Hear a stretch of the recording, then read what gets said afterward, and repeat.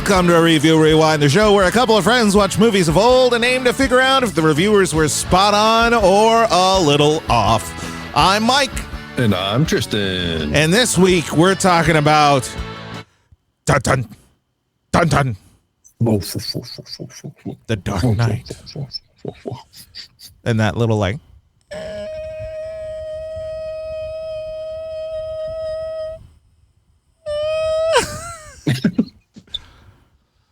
Hi, Tristan. Hey, Mike. What's your bright spot? Hi. My bright spot is it's kind of a bright spot and not a bright spot. I'm moving, so I'm excited for that the place to be, but I'm not excited for the process to get there. Heck yeah. Moving sucks. Yeah. Yeah. But that's next week I'll be in a new place, a new recording studio. Ooh. There's a lot of quotes around those fingers. Because it'll just be boxes everywhere.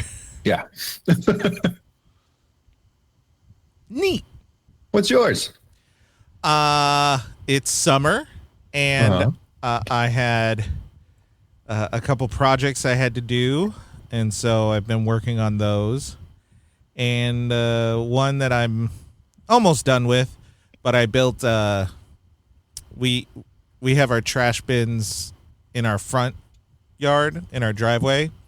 Yep. And I was tired of how they were looking, and we were looking for alternatives. So I built like a fenced off area for them, and then it has a space up top for plants.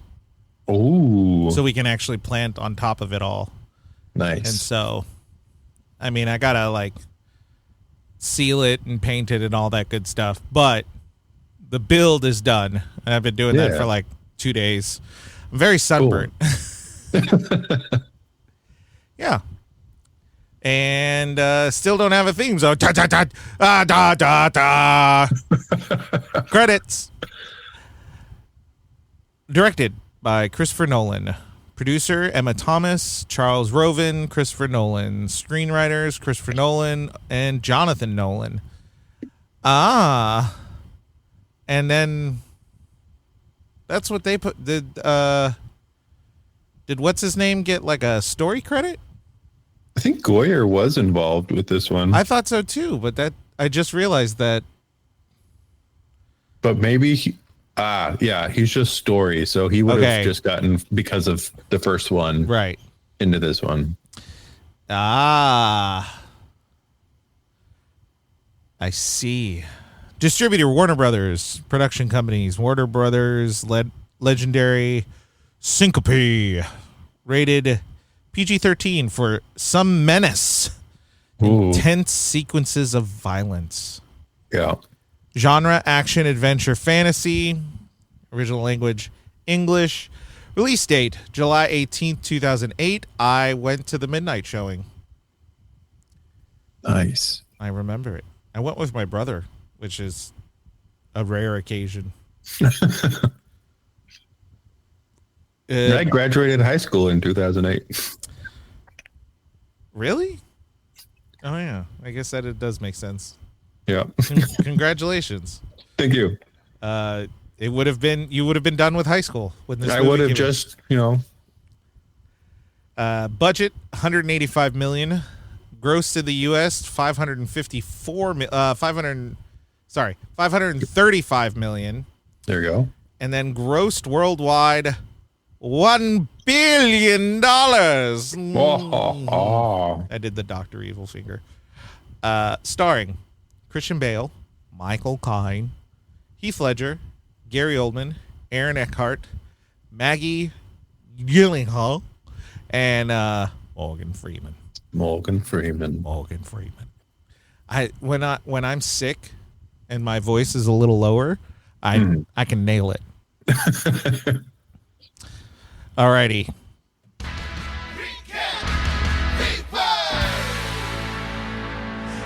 Now we transition to recap, rewind, where we rewind and we recap, and the name we're going to go on now.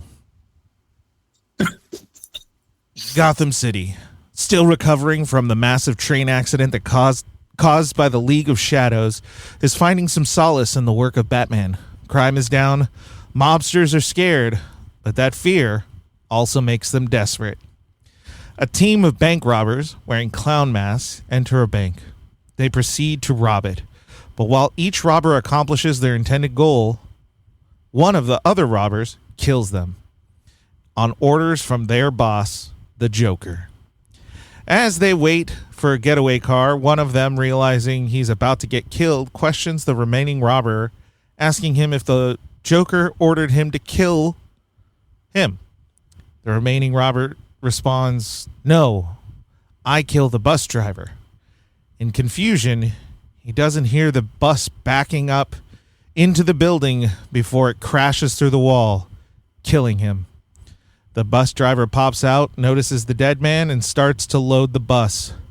Once the bus is loaded, the bus driver asks the remaining robber where everyone else is, only to be killed by the remaining robber. The manager of the bank tells the remaining robber that he has no idea who he's stealing from, indicating that it's a mob-run bank. The remaining robber then reveals that he is, in fact, the Joker.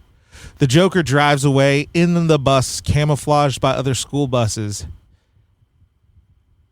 That night, Jonathan Caine is doing a drug deal when he's confronted by fake Batman. The real Batman arrives to save the day, telling the wannabes to stay away before arresting Jonathan Caine. Batman then goes to investigate the bank with Lieutenant Gordon. Batman pushes for them to follow the mob and ignore the Joker, but they need the help of the new DA, Harvey Dent, who must approve the raids on all the mob banks. Wait, here's a weird thing. When the Joker wears his mask, he has his makeup on. Then they show him just kind of like waiting on the street without his mask, just walking around in full makeup. And the Joker had already committed crimes, so he's probably on some kind of wanted list, but no one noticed him in the middle of the day. Weird, right? Anyway, Batman uses his connections as Bruce Wayne to look into the accounting of Mr. Lau, the mob's accountant. The mobs have formed a group because Batman has hurt their business so much that now they have to meet in secret. During the meeting, Lau reveals he's moving all their money to China and is planning to leave the country. The meeting is interrupted by the Joker, who offers to kill Batman for half their money. There's one man, Gamble, who seems particularly angry at the Joker. Wicks suggests there's some unexplained backstory here. Joker threatens him, and they part ways. Batman gets a new suit and tells Fox that he needs to go to China to get a closer look at Lau, but really it's all part of a plan to kidnap Lau. Bruce meets Harvey Dent, and through their conversation, he begins to trust him. Now, admittedly, things get a little convoluted here, so brace yourself. Bruce has a plan to kidnap Lau and creates an alibi by taking the entire Russian ballet on a yacht. However, he gets picked up by a plane, and everyone sees it. So it's not really an alibi. They go on the yacht, but then everyone's going to be like, I had to think of like my Russian accent for a second. Soviet Russia. They're like, he was on the boat, and then he wasn't on the boat. Where was Mr. Wayne from the hours of 10 a.m. to 6 p.m.? I was like, I don't know. He was on the boat. Then he was on a plane. We were on a boat. I had the old man put suntan lotion on me. I don't know. He jumped off and got in a plane and flew away. We never saw him again. Hey. Let's see. Batman breaks into Lau's building, kidnaps him, and drops him off at GCPD. I don't know how they're able to interrogate him, but they do, because his lawyer's present, so it's trying to show some sort of legitimacy. Anyway, Lau slips up and says the mob has one big money pot. Dent believes that they could all be charged under RICO laws, and things start looking good for the good guys until the Joker steps in. The Joker begins his killing spree, promising to kill promising to keep killing until Batman unmasks himself. The city turns on Batman, and Bruce feels the pressure is too much. Alfred, in a 180-degree shift from the first film, tells him, "Suck it up, Buttercup." Suck it up, Buttercup. That's a really bad Michael Caine. Joker kills the judge overseeing the RICO case. He also kills the police commissioner and tries to kill Harvey. However, he's thwarted by Batman. Meanwhile, Rachel Dawes returns. She's been here the whole time, but her role in this movie is pretty much either the love interest in a love triangle because she's dating Dent, or a damsel in distress. Anyway, the mayor becomes the Joker's next target, and Batman figures it out in a really convoluted way. I'm sure we'll talk about that. Gordon jumps in the way of an assassination attempt and is killed. Harvey kidnaps one of the suspected conspirators while Batman hangs out at the Gordon residence, where Mrs. Gordon just yells at him, and he looks real sad. Then the same people who were just with Batman go back to the police station, where they turn on the bat signal, and they're like, "He's not coming." And it's like, he's not gonna, he has no reason to come here. Later, Batman meets Dent as Dent is interrogating the one guy with a gun, and Batman informs Harvey that Harvey is the White Knight of Gotham and that Batman is going to unmask tomorrow. Harvey yells at him for a while. Well, not a while, but he gets real mad. And the next day, Harvey holds a press conference where he claims to be Batman and gets arrested. Bruce is there and is shocked, and he does nothing. And Rachel is real sassy about it. I never really liked that line. Anyway, while the cops are transferring Harvey to another jail, the Joker intervenes and tries to kill him. A really long car chase ensues, and Batman stops the Joker. However, before he can finish him off, Batman bails and crashes. Joker is about to unmask Batman, but a cop stops him. Oh snap! It's Gordon. Ooh. I was going to say Jordan. Jim Gordon. Jordan. Gordon. Jordan. Michael Jordan shows up out of nowhere. Oh my gosh! Space Jam 2, the real one. Well, we'll talk about the logic about this plot twist later, but let's just say it's a bit confusing. Joker is locked up, but it's revealed that he wanted to be captured. He blows up a bomb he planted inside another prisoner, and he had Rachel and Harvey kidnapped by some of Gordon's crooked cops. But then Joker tells Batman he has to choose, either save Rachel or save Harvey. Batman chooses Rachel because Bruce, I don't know, man. Anyway, but Joker lied to him, and Joker lied to him. So Batman actually went to Harvey instead of Rachel, and Batman barely saves Harvey, and Rachel is killed. The Joker then manipulates Harvey, letting him loose on Gotham. Joker continues his chaos, taking out mobsters, and Harvey starts killing too. Joker puts two boats. The Joker commandeers two boats, one filled with civilians, the other with prisoners. He gives both of them a choice: blow up the other boat and survive, or he will blow up both boats. Neither boat blows up, showing a bit of humanity or something. Batman finds the Joker, and after a confrontation, Joker reveals that Harvey has been killing people. Oh, wait. I wrote it. I guess I deleted it. Batman finds the Joker. They fight. Batman prevents the Joker from blowing both boats up. And then the Joker reveals that Harvey has been killing people. I was like, something's missing there, man. We then see that Harvey has kidnapped Gordon's family and is flipping a coin to decide if Jim's son will die. Batman throws coins, I think, and Harvey falls off a building and dies. Batman saves Jim's son and accepts that he must take the blame for everything Harvey did, choosing to become the scapegoat that Gotham needs or deserves, or Dark Knight or something. The end.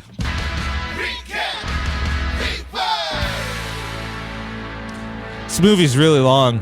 He doesn't throw coins. He throws coins in Batman Forever. In this one, he throws his whole body at Two-Face. Oh, I thought he threw something to like get him off his. No, I think he just tackles him. Wait, hold on. No. Did you hear about HBO Max? How they're gonna maybe they're going back to HBO Max? Yeah. Stupid. Where is it? Oh shoot. I just want to check on that. Anyway, what'd you think of the film overall? I think so. Overall, again, similar to the last one, and like mini a Christopher Nolan movie. They are great to watch when you're just consuming it. The Joker is so like he draws you in and he's really interesting. We'll talk about him when we go through the characters. I think it's really long. And I think this movie also does a really good job of just throwing everything at you. Yeah. To the point that you kind of lose track of what's happening and why it's happening and where it's happening, but it's fun to watch. This is going to be a really gross metaphor. Follow me here. You ever feel like that kind of sick when you eat something and your body is like, I need to reject this. Uh-huh. And then you just have like a really violent vomiting session. But also right after you're like, I feel so much better. Uh-huh. This movie's kind of that. Not that your intake of the movie makes you feel bad, but like so much happens so quickly. Mm-hmm. And then once you're done, you're like, oh, okay, I can breathe. Yeah. And now you have to do the postmortem and like actually think about like, what did I eat that would have made me feel that way? Mm-hmm. This is us. Like now we're like, what made us feel weird? Yeah. Through that mess. Yeah. It's funny because I was like leading up to us recording, I was like, what are my actual thoughts on this movie? Because like just so much happened that my brain just went, good movie, move on. Yeah.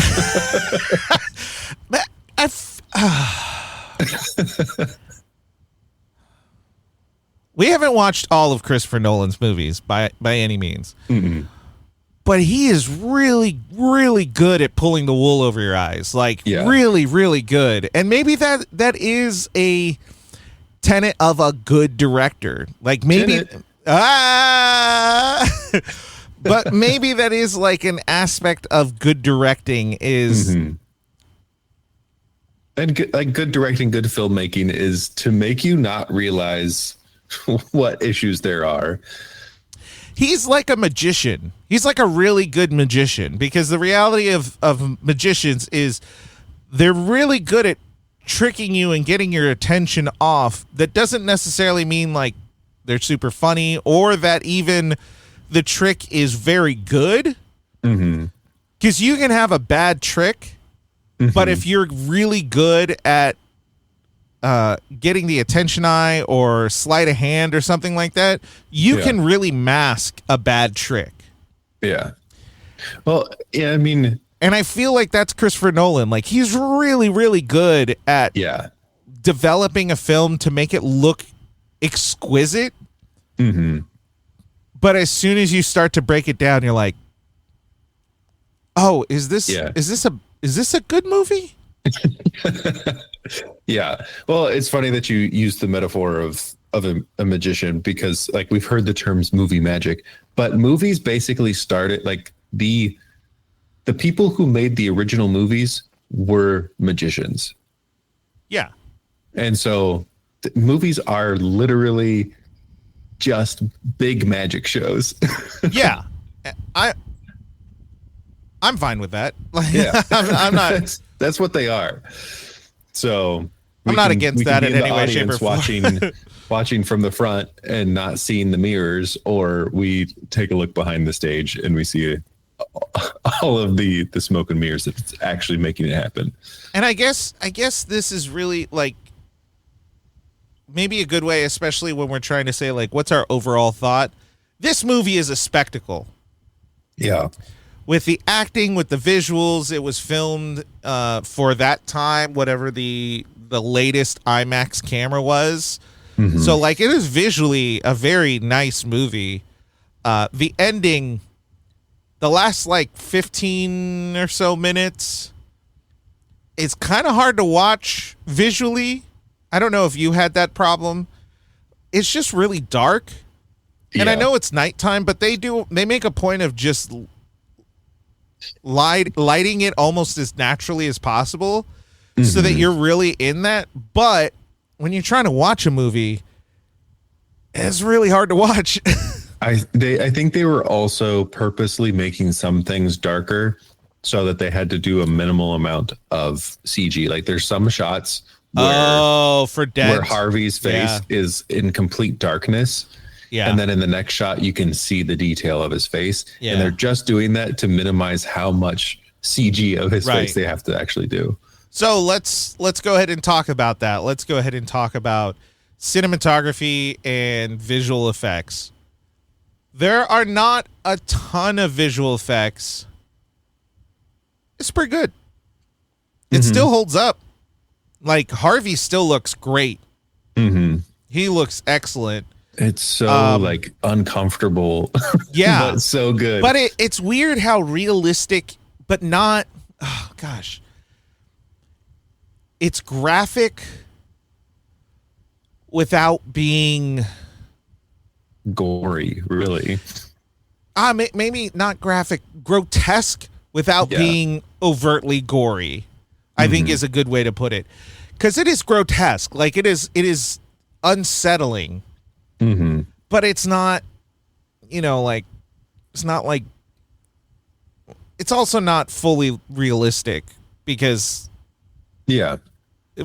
by the second day or whatever, he would have just massive blisters and like, that skin would be rough. Mm-hmm. But looked great. It still looks really good. I watched it on my phone, I watched parts on my computer, and then I watched parts on my big old TV. And in each one, it looked great. It looks great, yeah. Some of the Batman stuff where he's floating about, when he's like gliding through China, that still looks really good. Yeah. Here's what I don't think we have young listeners, but for the younger listeners who might not, some people still go to Best Buy. But in 2008, when this movie finally came out on Blu-ray and DVD, those are discs. Those are like little circles of metal. What? You put it in a machine and it shows you the film. And when I actually think because of Blu-ray, this was when the 4K TVs were starting to. If it wasn't 4K, it was like 1080p. Yeah. It was the first time TVs were really 1080 true resolution, and they would always have the TVs with the weird the movement, the motion, effect. The motion smoothing. Which everybody should turn off on their TVs right now. I don't care. Here's the thing. Turn it off. Here's the thing. I was messing with my settings when I was watching this movie because I was like, this was the movie that they used to show that. Mm-hmm. And I had my settings turned on the motions, and then I had turned it off. No difference. Not a single bit of difference. So I was like, my TV's too fancy? I don't know. Yeah. But my point in saying that is they would show that scene because the CGI is excellent. And it still holds up. Mm-hmm. I was looking at it going, I know this is CG. Like, I know all of this is CG. Not a speck of this is real outside of the city, but it still looks pretty good. Yeah. So it holds up. And one of Christopher Nolan's big things is he likes to avoid CGI as much as possible. Mm-hmm. Lots of practical effects. Yeah, he definitely does practical first and CG to support. Mm-hmm. To clean up. Yeah.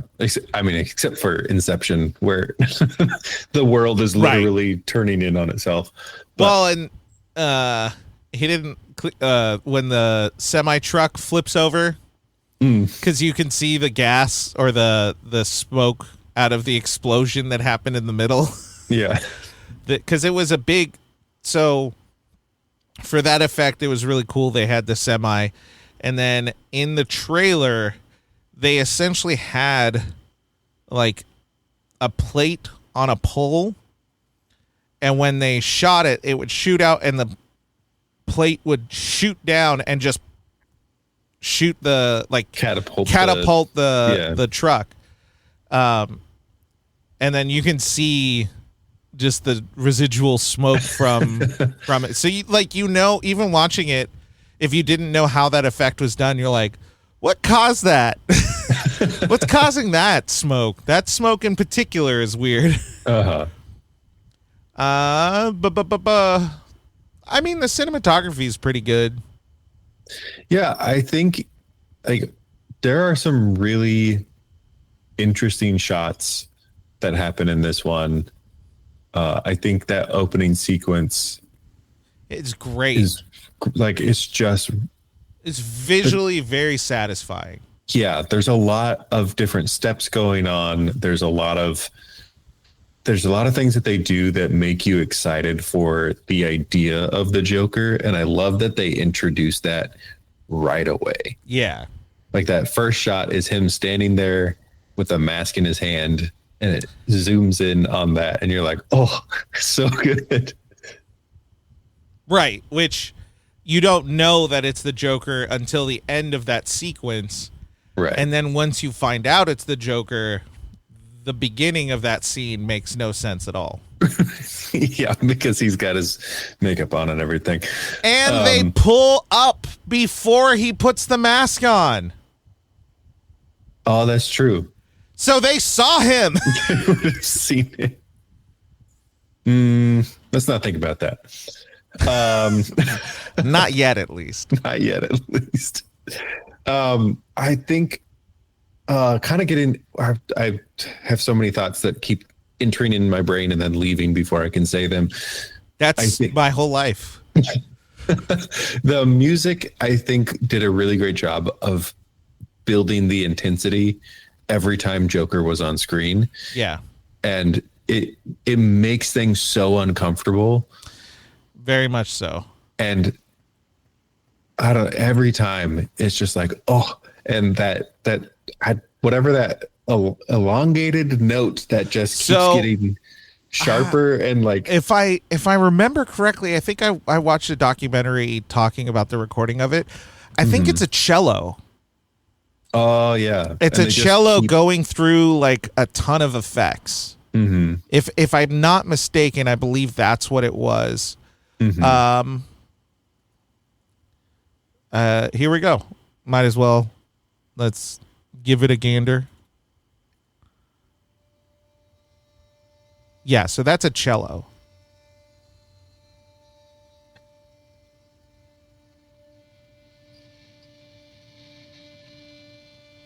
I think it's just running through like a distortion pedal. Mm-hmm. But that would explain why they can keep that long note going, is because it's just the bow.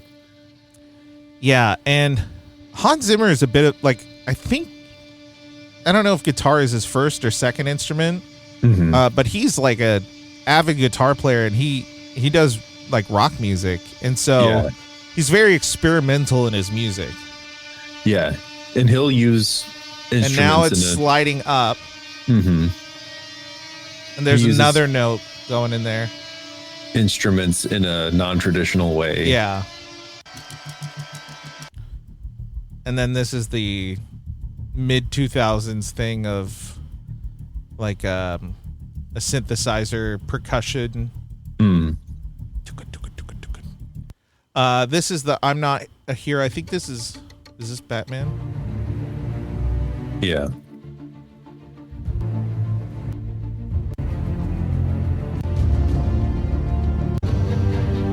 Hold on. I gotta find the...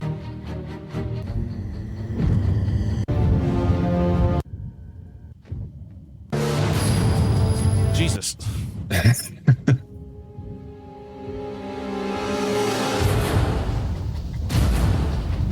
That happens a lot in this movie. Mm-hmm. I think that's that ending there is what he uses. Oh, is this the one I think? Because I will make a critique.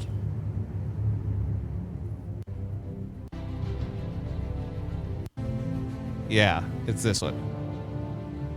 I hate this theme. I don't like it. Why? It's that thing of it lacks an idea to catch on to. Hmm. And the problem is that this is kind of the Batman theme. Yeah. It's the Batman theme, and it kind of gets thrown in every time Batman is kind of on camera. Mm-hmm. So you hear that like dun dun dun dun. Mm-hmm. But it's just that. It's not really, I don't know. It doesn't really do anything for me. And I think this is the opposite side of the spectrum of like the Batman.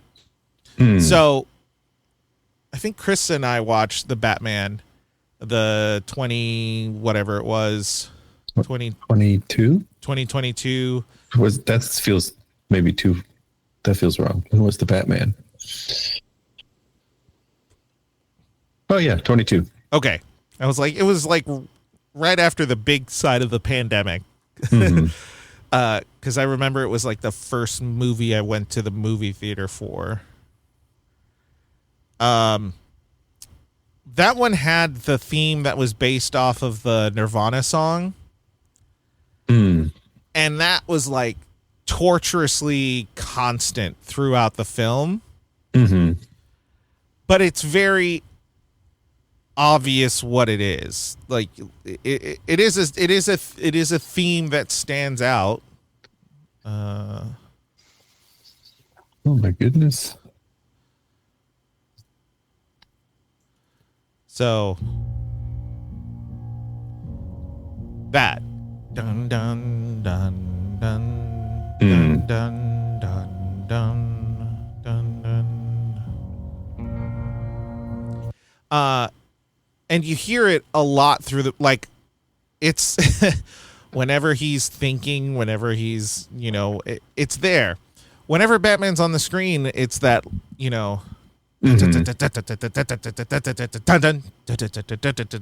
but there's nothing to grab onto. This is, of course, my opinion. There are people who really, really like it. I think the tension building is excellent, is superior to any other film. I just don't like when Batman's on screen, like any music that goes along with Batman. I don't really care for it.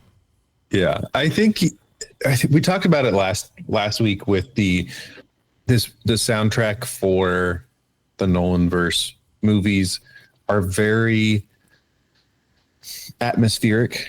They're very like they are setting the tone, but not necessarily presenting good themes for things. So like when you hear that sound, you're like, oh, that's Batman's sound.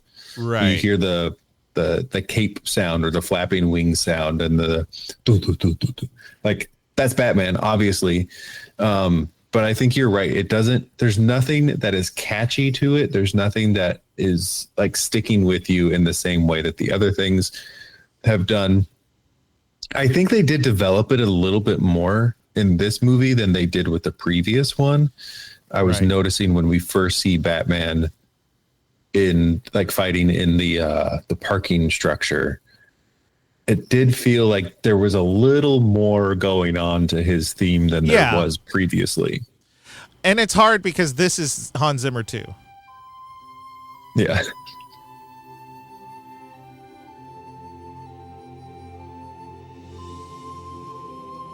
God, that's so good. It's so simple, but it's so good.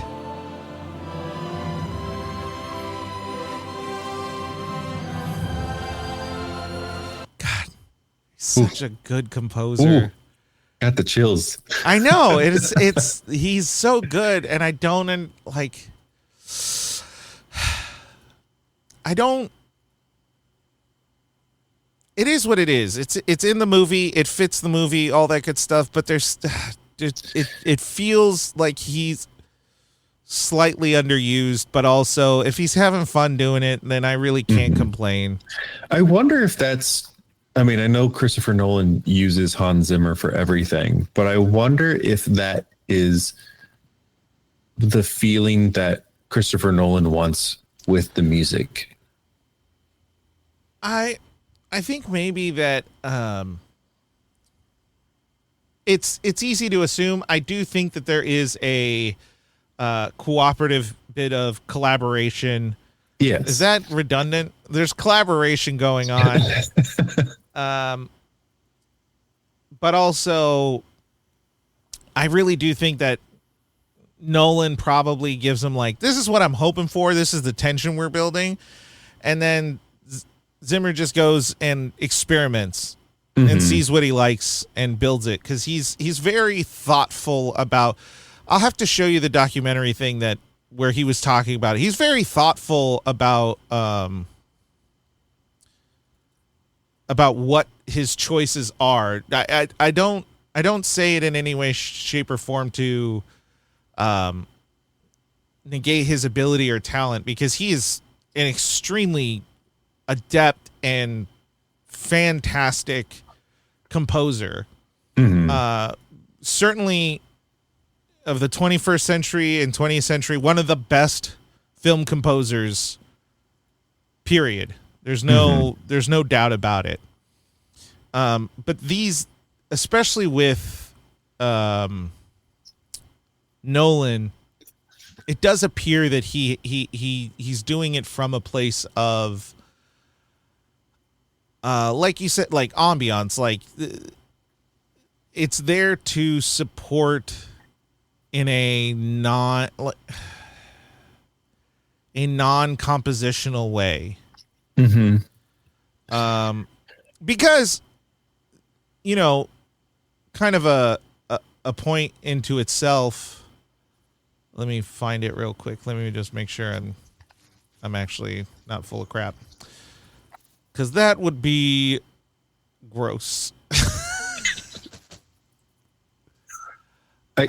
While you're looking that up, it feels a lot like Christopher Nolan in his movies, and the way that he gives direction towards the sound and the feel and everything, is that he doesn't want anything that feels like it's coming from outside of the movie, that's coming from outside of the experience. Everything, he wants it to be almost within it and part of it.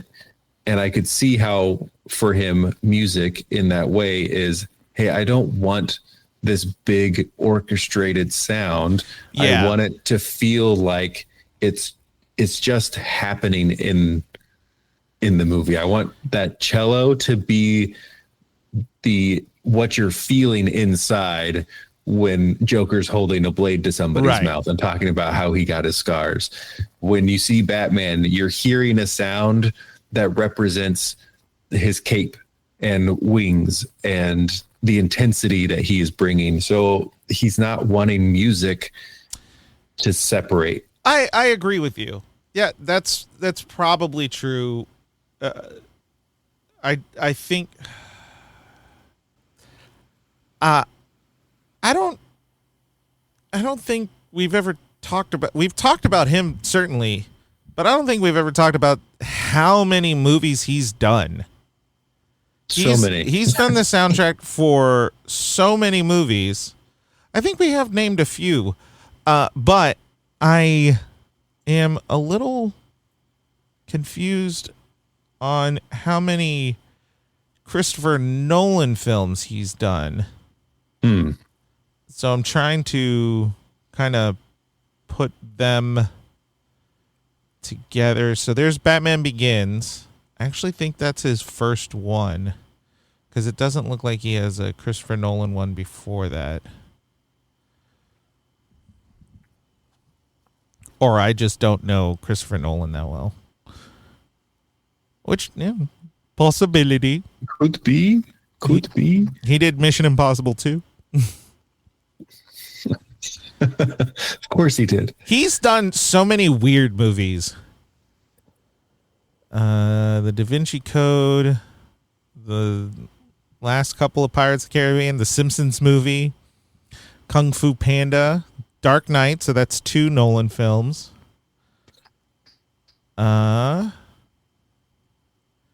He did Sherlock Holmes, which is totally like a different vibe from any of them. He did Inception.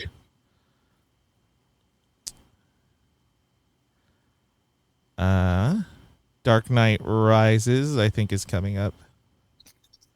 There it is.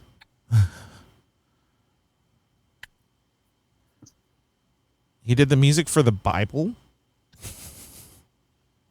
For the Bible? That's what it says. It's a TV miniseries. Just the Bible. He did Man of Steel, which is not a Nolan film, but... That's right. So and I'm sure we'll talk about him I guess he has some credit in Batman v Superman as well. Batman v Superman, yes. Interstellar. So that's 5.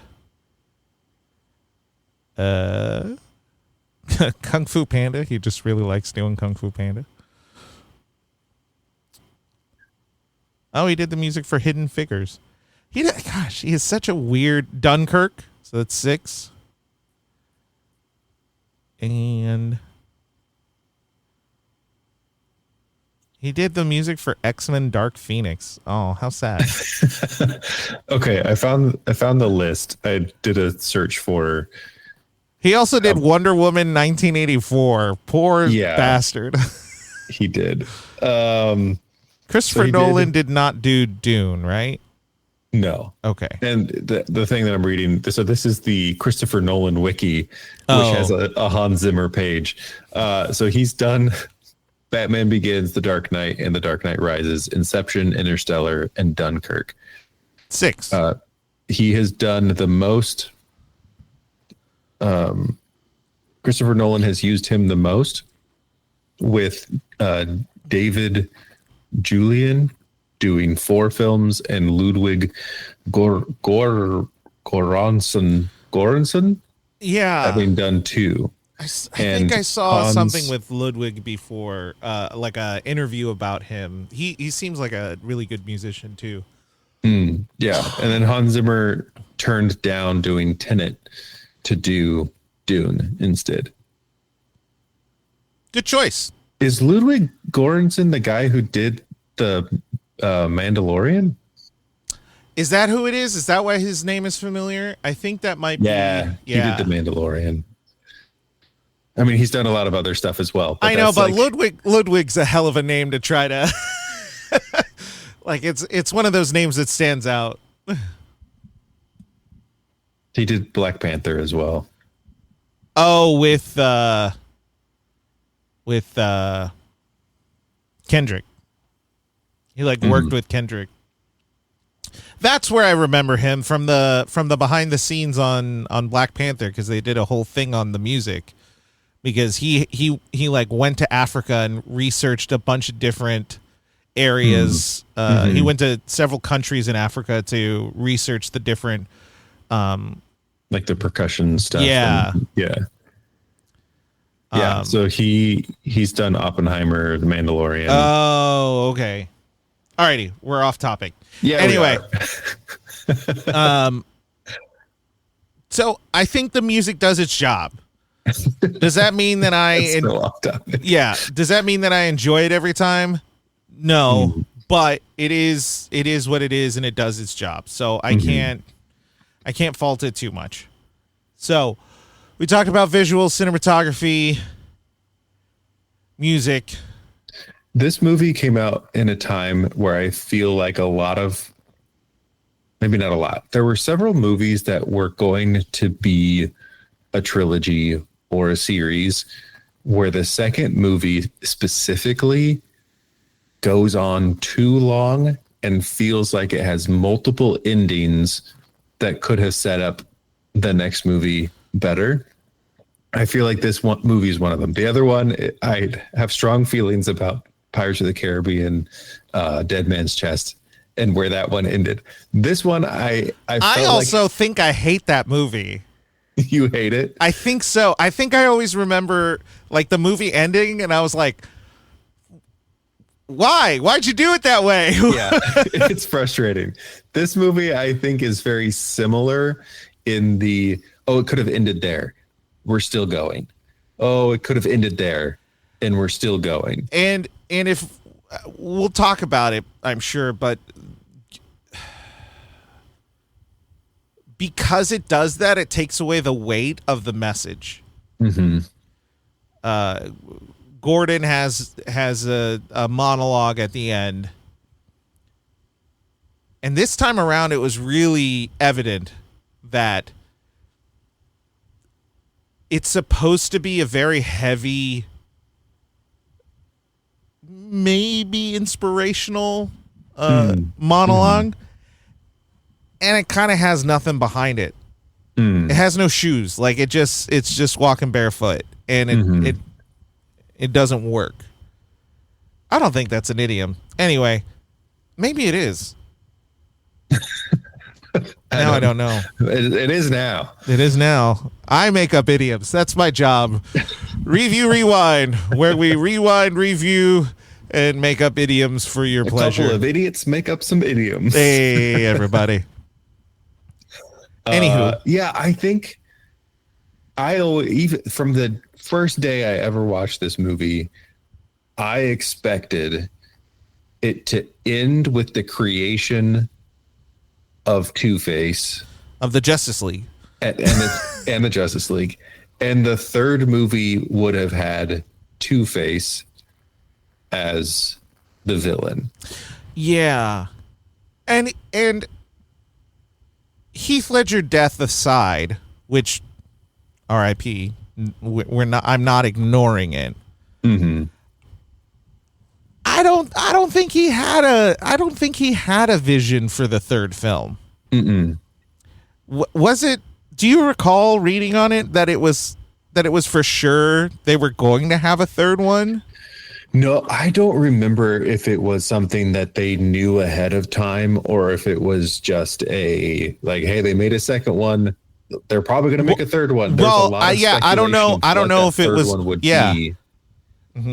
But I don't know if anybody actually knew for sure if he was right. Going to make I don't know. One. We don't know if prior to this film coming out, if it was already greenlit, or if they made $1 billion and then they were like, "Oh, we got to make a third one," because judging from the first one, I don't think anyone was expecting this one to do as well as it did. I think they were expecting it to do better than the first one, but 3 times better. Yeah, it's crazy. Because I forgot how, like, Batman Begins was successful, but it wasn't a blockbuster. And this one just completely blew it out of the water. Yeah. So, I don't know if they... That all being said, this one felt like it was supposed to, like it was writing to a sequel. But when you watch the third one, it's very much, you guys had nothing. You had no clue what the third one was going to be. Yeah. And it feels the way this one ends is setting up a story, and we'll talk about it next week, but it feels like it's setting up a story that never has a real conclusion. Right. And it does feel like some of the decisions they made were bad. Mm-hmm. I think killing off Two-Face was a bad choice. Yeah. I actually think using him as a counter, like, I don't know. We'll talk about it because I might be wrong, but I think the reason I don't like it might be right. Like, it might be the right choice, but I think it's trying to cover up some issues with some other things. Yeah. And that's where we kind of fall. That's where the problem kind of sits. Yeah. I think there's some story elements that happen that I like with what they did with it. Like having the whole thing being like, hey, Harvey is Gotham's White Knight. He's the person who's going to come in and he's going to make everything better. And then he has his fall. Yeah. And like all of that is great. And then having to, in order to save his reputation, Batman is now going to take the blame for all of that. Right. That part is all really interesting. And I think that creates a really good story. And I think that part is satisfying in what they're telling there. It becomes unsatisfying because we don't get a good bookend to it. I would counter that slightly with, I think it's not satisfying because I don't think the movie defends it. Yeah. I don't think the story that has been told defends that ending or that perspective, but that perspective is a great perspective. That is a fantastic idea. I just don't think the things that lead up to it actually lead up to that. Yeah. And I think that's part of why, I mean, they even gave it the title of the third movie is a good title for what they could have done. But I think that's why it's disappointing that the third movie doesn't finish this story, because what they set up doesn't fully get. They don't let it. Yeah, and we'll talk about that next week. Let's focus on this one. Yeah. Focus on this one. I think it's connected. It's all connected. It is. So let's get into it. Christian Bale is Bruce Wayne. Christian Bale reprises his role. I actually think he fit into the role a lot better. One thing that it involves him, but I will say this movie actually, I think, had a downturn in fight choreography. The fighting in this movie sucks. Like, it's awful. And then two, I don't know. I guess I haven't watched enough Christopher Nolan films. He has violence in his movies, but he never feels like he commits to it. And because of that, the music has to do a lot of work. And it doesn't always land. Yeah. For example, and this isn't Christian Bale, Bruce Wayne, but some of his fights, the tempo is real weird and nothing feels. There were a couple hits where it felt like, damn, getting hit by Batman would suck. Yeah. And then there are a couple times where you're like, who's he hitting? What are we doing?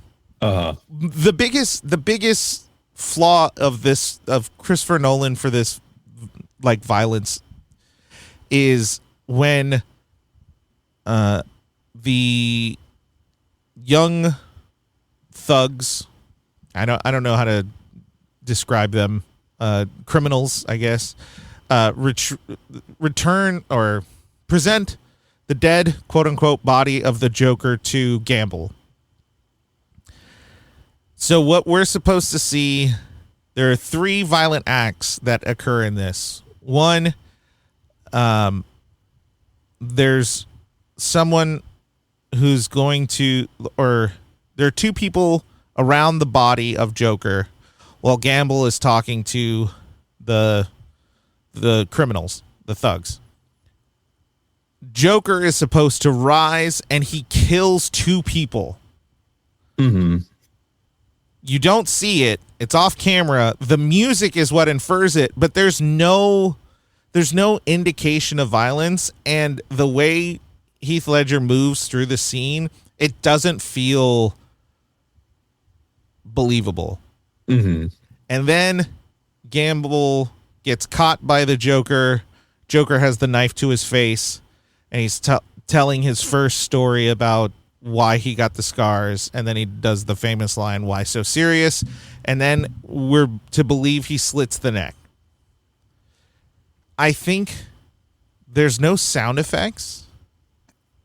You're just depending on the music and a lot of inference of off-camera stuff. Mm-hmm. I don't know if it's to keep the PG-13. I don't know if it's just not in his wheelhouse to really like film violence. None of that scene feels believable. Even when he's supposed to be cutting Gamble's throat, it just doesn't feel like he's doing it. Mm-hmm. And maybe it would just be a sound effect. Maybe it would just be some kind of action, because you see the reaction from everyone. And we've seen movies where they've done that, where you focus on the reaction of someone and you believe something really violent has occurred. And there are a lot of moments throughout this film where something violent is supposed to be occurring and it just doesn't hold any weight. Mm-hmm. Yeah, I remember that scene with Gamble and being like, it's really intense and you're really uncomfortable. I see the knife in his mouth and he's telling this story. And then when he dies, it's like, wait, how did he just die? Yeah. I don't understand what. Because I'm like, did he cut his mouth? Did he cut his throat? Did he stab him? What did he do? Yeah, because like you think he cut his mouth, but that wouldn't have killed him. So, and there's no sound effect. We're just depending on the music. Mm-hmm. And that's not always bad or anything, but because of how the cameras work and the setup just isn't good, and it just makes me think that he's not. Maybe he just doesn't like to direct violent scenes. Like it's not his thing. So it from the movies we've watched Batman Begins, we watched this one, and we watched Inception. Violence feels like something afar. Mm-hmm.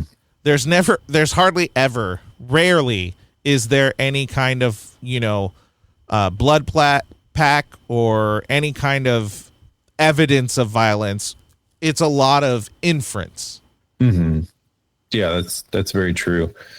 It's funny that you say that the choreography seems worse in this one. I think the camera work for fight scenes is easier to watch. Yeah, that's why maybe the choreography is worse, because you see a lot more. Yeah, it's like the choreography might be exactly the same, but we're seeing more of it. Oh, maybe that is the conclusion of it. Mm-hmm. The choreography is kind of right there, but we're just seeing it more. Yeah, because the cuts aren't as quick, the camera's not as shaky. Like it still has those elements, but it's just toned down way more than the first movie. Okay. Off that soapbox. Oh yeah. Christian Bale, Bruce Wayne. So we have the Bruce Wayne, Batman. Mm-hmm. So Bruce, I hate this Bruce more. I think this Bruce sucks. Okay. I don't. When you say more, you even compared to Batman Begins. Batman Begins. Okay. Yeah. His actions don't make sense. Everything feels really forced. As far as his emotional decisions, what he's emotionally going through, I don't understand it. His because time has not thoroughly been established. We know that some time has happened since Batman Begins, but we don't know how much time. Mm-hmm. But enough time that Batman has done some work. Villains in particular, know of Batman. The city knows of Batman. Gordon has a new organization within the GCPD. Mm-hmm. So that has taken time. That isn't like an instant thing. That has taken time. Harvey Dent got elected, so there was a whole election process. He's dating Rachel, and they've been dating for a while because it sounds like they live together. Mm-hmm. So I don't know, unless they're both just very like chaotic good, and they just were like, "Hey, it's been a week. Do you want to move in together?" Or maybe they don't live together, but they're over at each other's places a lot. You know what I'm saying? Well, that's where it's curious because she says, after the mobster tries to shoot him and he does whatever, she goes, we could take the rest of the day off and go home. So there's this inference of they go home, and they could go to each other's house, but then when they're at dinner with Bruce and the Russian ballet dancer, he says, someone would ballerina. There's a word for it, ballerina. And yeah, he says someone would know if I'm going out at night, which to me makes it seem as though they're living together. Maybe not, but they've definitely gotten to a point where the relationship has developed in a way, and he proposes. Yeah. So you ready to hear how long after the first movie because I don't. I think it's going to make me hate this movie more. At most, a year.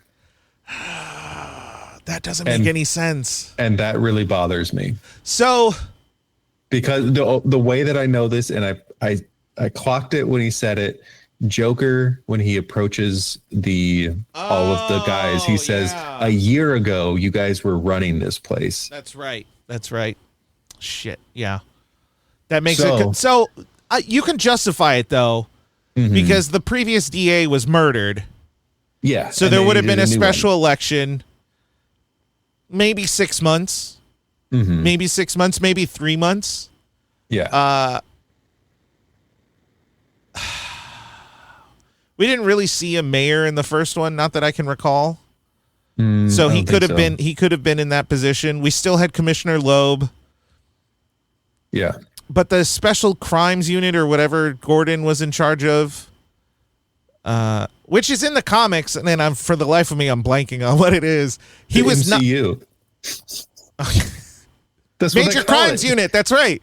Yeah. The MCU. He wasn't in it prior. But he got his promotion at the end of the first one, and so you could make that justification. I'm trying to think if there are any other. There are some things that I think make more sense. Like it makes sense with the timeline that is like, okay, it makes sense why. But how did Scarecrow get out? Because he was arrested. They did arrest him. Because criminals get out all the time. I don't know, man. Yeah. Anyway, so a year. That's a lot. That's a lot to pack into a year. That's a lot to pack into a year. But it makes sense why Bruce is still so obsessed with Rachel. Yeah. Because he was just told that she'll wait for me. But that also leads to my issue with Bruce and his motivations. Yeah, that's what I was just going to say. Is it doesn't make sense why he wants out already. Yeah. Unless his only motivation is I want out so I can be with Rachel. Also, with all those bruises and cuts and stuff in a year, I don't want to critique, but maybe he's bad at his job. No, like I get it, but no, I don't, because his suit in the beginning is supposed to be pretty impervious to a lot of stuff, and that's what he's had for a long time, and it took him a year to be like, man, I got to get a new suit. I don't know, Well, man. less than a year then. Like, Yeah, it has makes to be. it. So, with all that said, I don't understand Bruce. Like, I don't understand his weariness to Batman. Mm-hmm. Because he's very weary in this movie. But I don't understand why. They don't really make that point. Now, I do like his acceptance of the dichotomy of Bruce and Batman and Bruce Wayne and Batman. He seems to use that to his advantage, and he's very smart about it.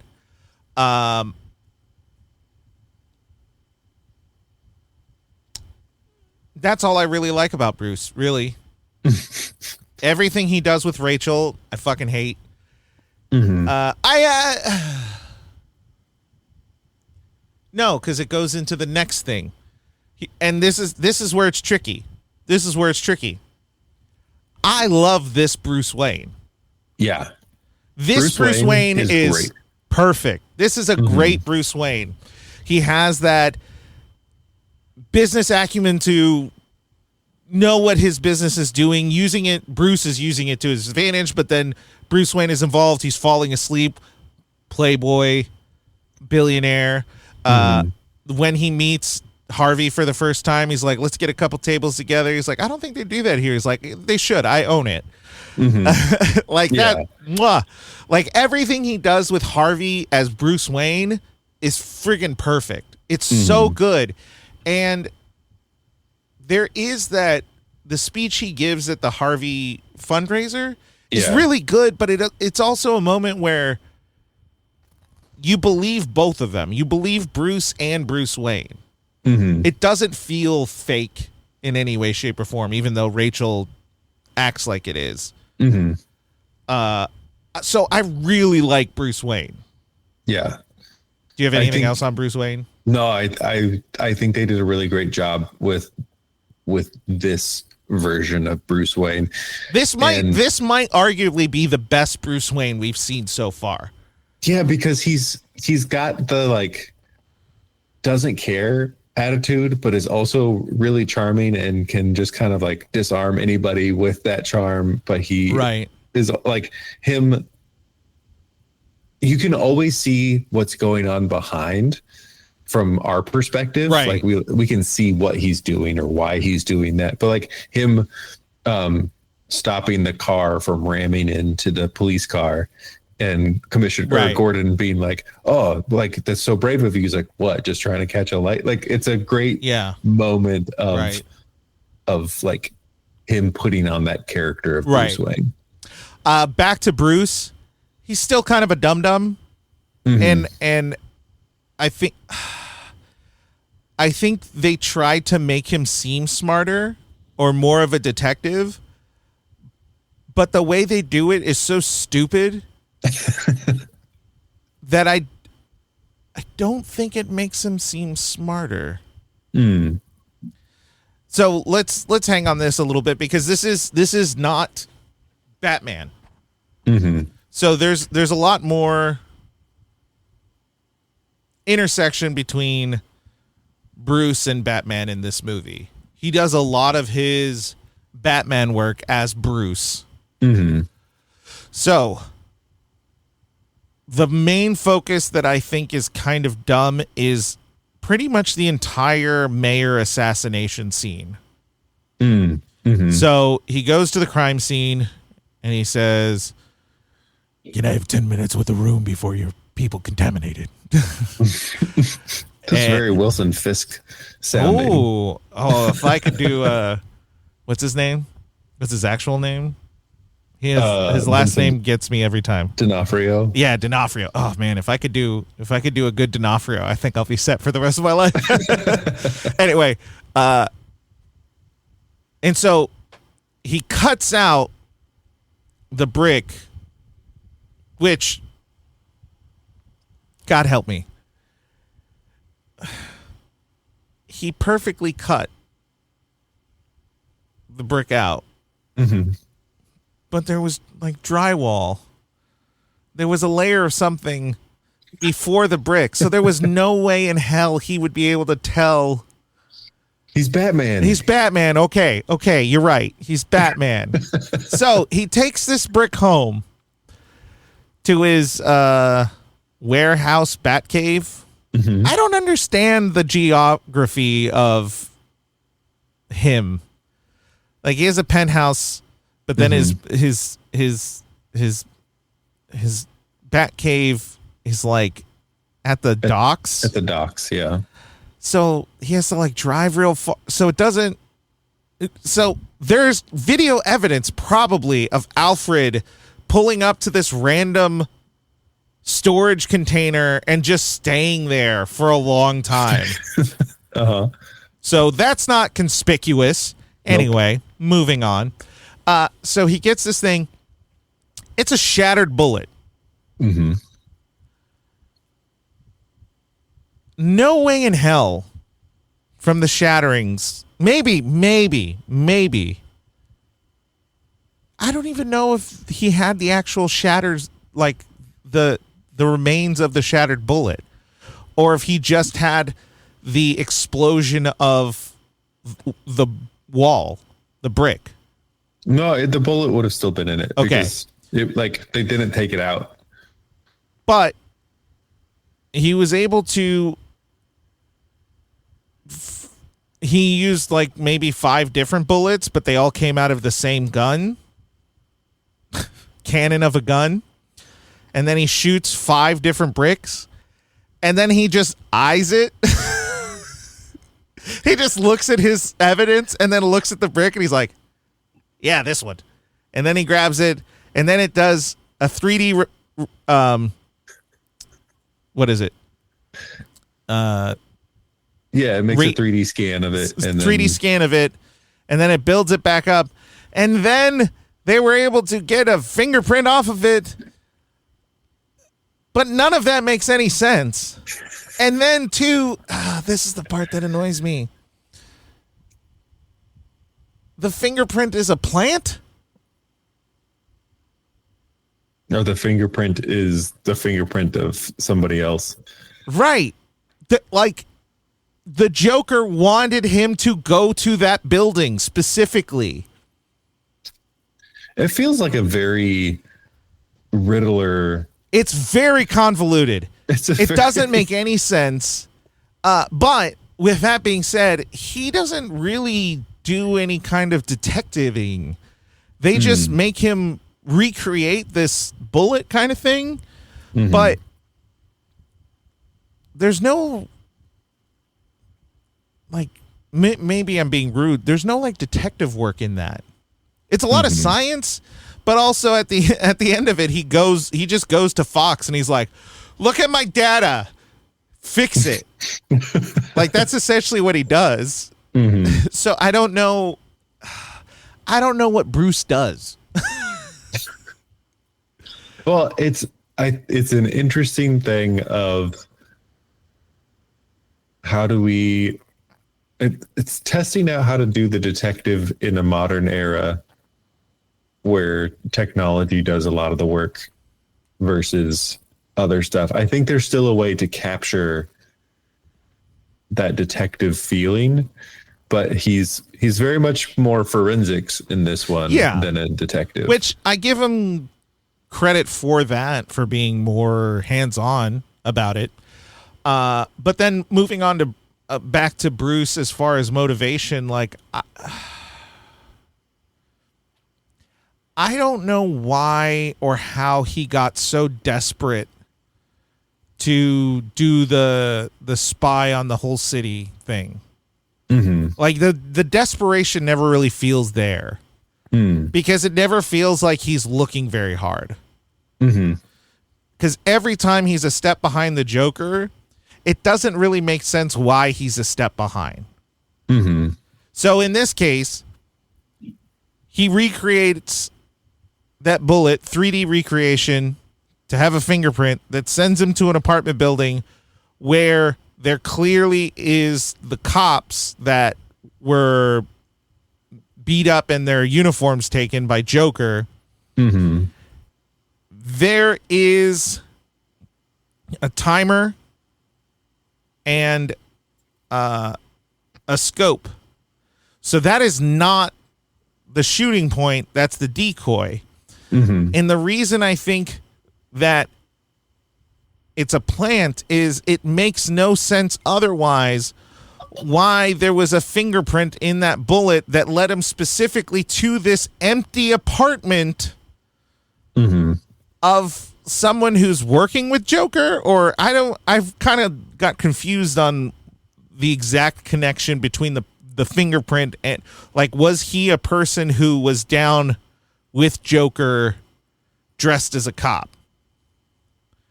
They don't explain too much, but that being said, why have that fingerprint? Mm-hmm. It doesn't make any sense. And then on top of that, why did he go as Bruce? I know it's the daytime, but in the first movie, they allude to the comic book side of it that Bruce is a master of disguise. Mm-hmm. In the comics, Bruce is a master of disguise. He can turn into anyone. Mm-hmm. He has no mask. He has no hat on. He has nothing. He had a helmet on. He could have kept the helmet on. Mm-hmm. If the streets are loaded with people for this parade, there are cops everywhere. There's so many people that could have seen his face. There's no way that Bruce Wayne sneaking into an apartment building that then later becomes a target for the cops that has these kids. That is so fucking suspicious and doesn't make any sense. But if he had like his hat on, maybe like his face masked a little bit, and then he was doing it, cool. I wouldn't give a crap. But they make it very, very obvious it's Bruce Wayne. And I don't get it. That scene makes no sense at all, because it leads into the next thing that makes no sense at all. Gordon, which we'll talk about once we get to like Joker and Gordon. But Bruce, just his plans, his desperation, his forensic detective work, nothing makes sense. All right. Batman. His second suit is the best Batman suit to date that we've had in any movie so far that we've watched. It looks good, and it is functionally explained, and it makes sense. Yeah. He's got a lot of motion. They are plates that are kind of protecting organs and stuff like that, but it isn't perfect. It's like, great, makes a lot of sense. So best looking Batman so far, and to the point where there was a scene where the interrogation scene where he's talking to Joker, and I was really looking at his face, and I'm like, dang, it does not look like Christian Bale. Like, I know it's Christian Bale. I know he's under that mask, but they did so well with the eye makeup and the lighting that his eyes just look black. Like, you can just see a little bit of light reflection, and that's it. And his mouth is covered in such a way that there is no, like, real discernible figure. It's just like, he's a white dude. That's all you really get. Yeah, I think the shape of this mask is a lot better too. I just pulled it up again. Yeah. But like, there's a lot of it. I really like that they didn't. I think in previous Batman suits we've seen, like, they have the black eye makeup, but they really want the eyes to be seen. Right. Where I really like that this one, they want the eyes to disappear, and you just have the glint of the light.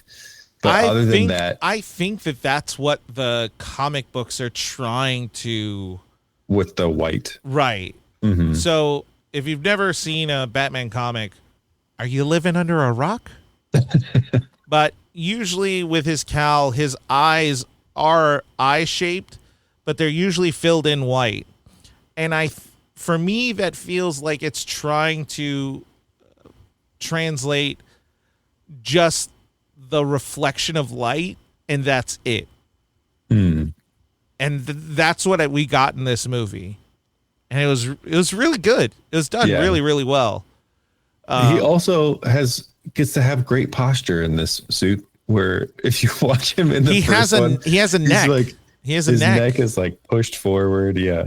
In this one, he actually has a neck, though. It isn't just like cowl. Mm-hmm.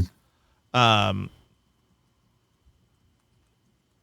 think some of the tech that he uses in this one is really pretty cool.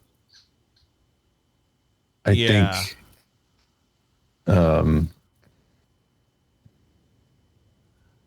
Yeah, I like the tech. I think the tech is good. Oh, that's a good picture. It has the first. Oh no, I didn't want a video. Oh no. But it has the first costume and then the second costume. Mm-hmm. Yeah, he just doesn't seem so overly bulky. Everything kind of makes sense, I guess, is a weird way to put it. Mm-hmm. But I like the plating. It makes his flexibility make more sense. The belt looks like it's the same thing. It's a little different, but yeah, I did like his gadgets were a lot more Batman, and still it was more believable this time around.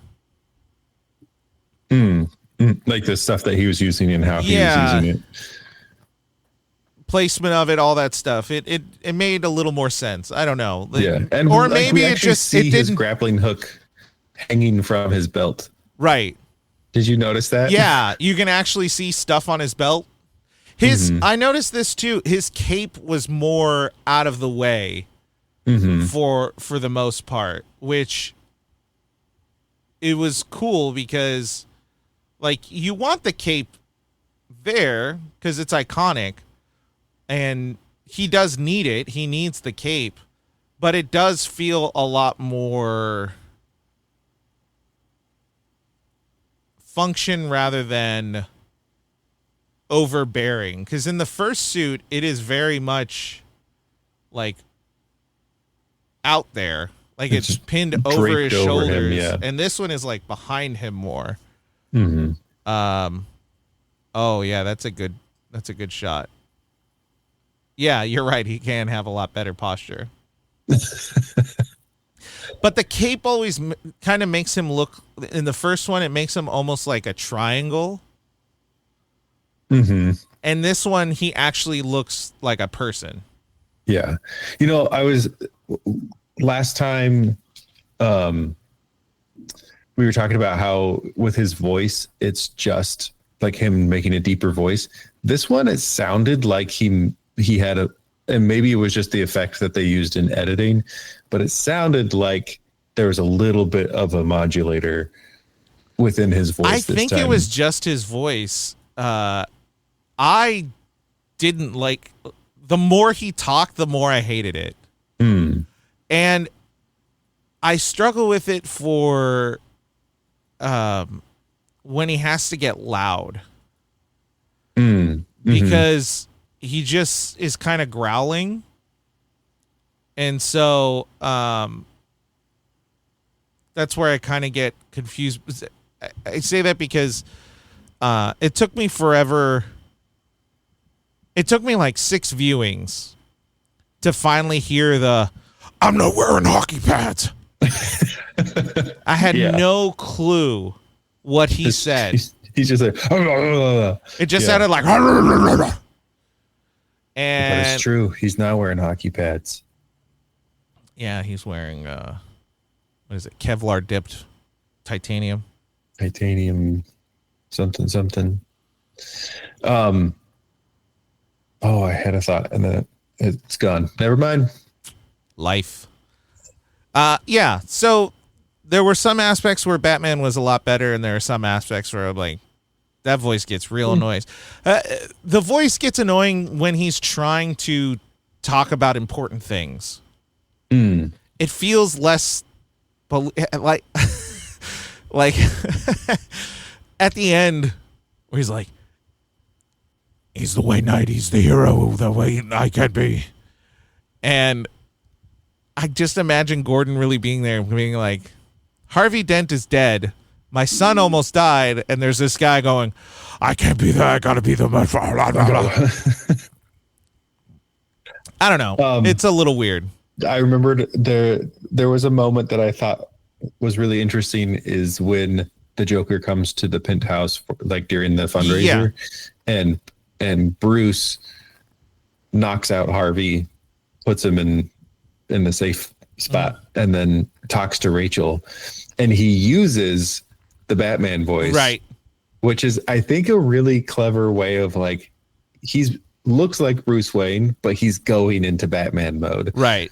And so he starts getting into that gravelly voice, and he can do that in front of her because she knows. She knows, yeah. Yeah. It's better. It's better, but I can believe it's not butter sometimes, you know? Alrighty. The person everyone's been waiting for. Heath Ledger, Joker.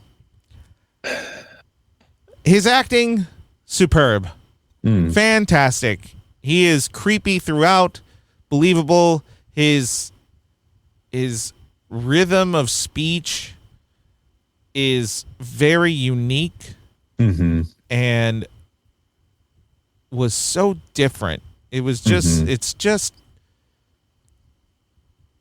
something no one was expecting, yet so perfect for the character.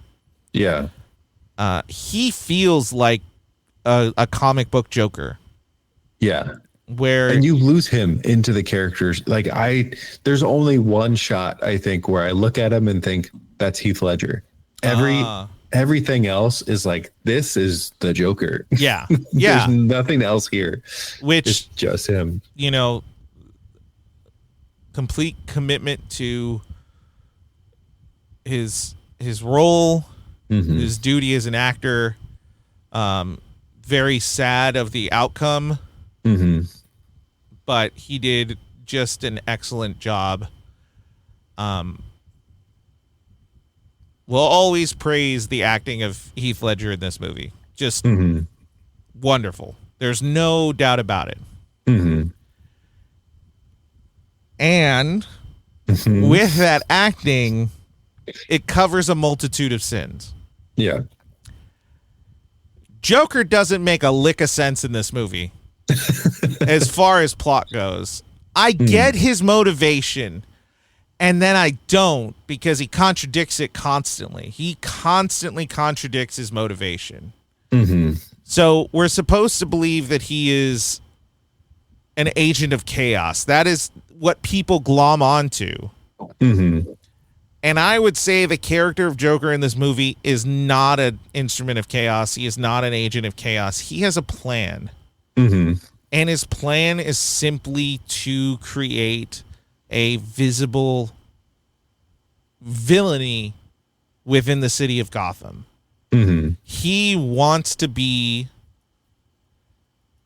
the what the comic books call Joker, the clown prince of crime. He wants to be the prince of crime. He wants to be at the head of the table, not because he wants to be rich, but because he wants to be at the top of the menace, of the inhumanity, of the criminality of Gotham City. He wants that role. He wants that position. So I don't agree with everyone who kind of locks in and says, well, he's just an agent of chaos, because I think everything he does is meticulous. The problem with it is it's written in a way that it's too meticulous to be possible. Because there are some things where it's like, how could he have planned for that? And he to couldn't. happen? He couldn't have. from the get-go, he's on the streets with his makeup on, and no one notices him, and it is like 3:00 in the afternoon, judging from the buses. And his plan is so meticulously planned out. The timing, everything is perfect so that his bus leaves right when a bus is supposed to be in line to leave. Mm-hmm. And nobody would call out. Not a goddamn school driver was like, did that bus just pull out of that bank? Where's that dust coming from? On top of that, all buses have walkie-talkies. Uh-huh. Most of the bus drivers know the numbers of the bus. So immediately one of the Gotham bus drivers, I would assume, would have been like, base, there's a bus out here, number 4231. I don't think this is ours. Mm-hmm. There's a giant hole in a bank that I just passed, and this bus is covered in brick and plaster. The first, second, and third bus would have been like, hey, there's a bus in the bank. And then the guy behind him would have been like, hey, there's a bus that just pulled out of a bank. None of that makes sense. Not a one. Again, he's walking around with his makeup. He's on a wanted list. People know he exists. And yet no one does a damn thing about it. Just wild. Okay, Then he goes and he confronts the mobsters. There is a clear relationship between him and Gamble. That is not happening within that moment. Gamble is not doing it out of nowhere. There is clearly something there. Mm-hmm. But it is never explained. Mm-hmm. And I don't want to point this out because this is kind of stupid and I feel like I'm forcing it a little bit, but it is kind of weird that the first person he really kills is a black guy. Yeah. I don't know. That's a little weird. The only mobster he really has a problem with is the one black mobster. So the whole Gamble relationship just doesn't make any sense to me. Yeah, because he makes jokes saying like you paid for it, which could just be that he stole it. Seems mad for way too mad beyond just that he's been doing stuff. Yeah, I know that some people will probably try to sweep it away and say like, well, Joker stole his money, and it's like, yeah, I know, but like this guy feels really, he stole everyone's money. And yet everyone feels very chill with this guy or like whatever with the Joker. And Gamble is the only one who's really pissed. Mm-hmm. Honestly, in that moment, I would have been more pissed at the accountant. But, whatever. So that doesn't make a whole lot of sense. That just feels like a weird moment in time that just doesn't make a whole lot of sense.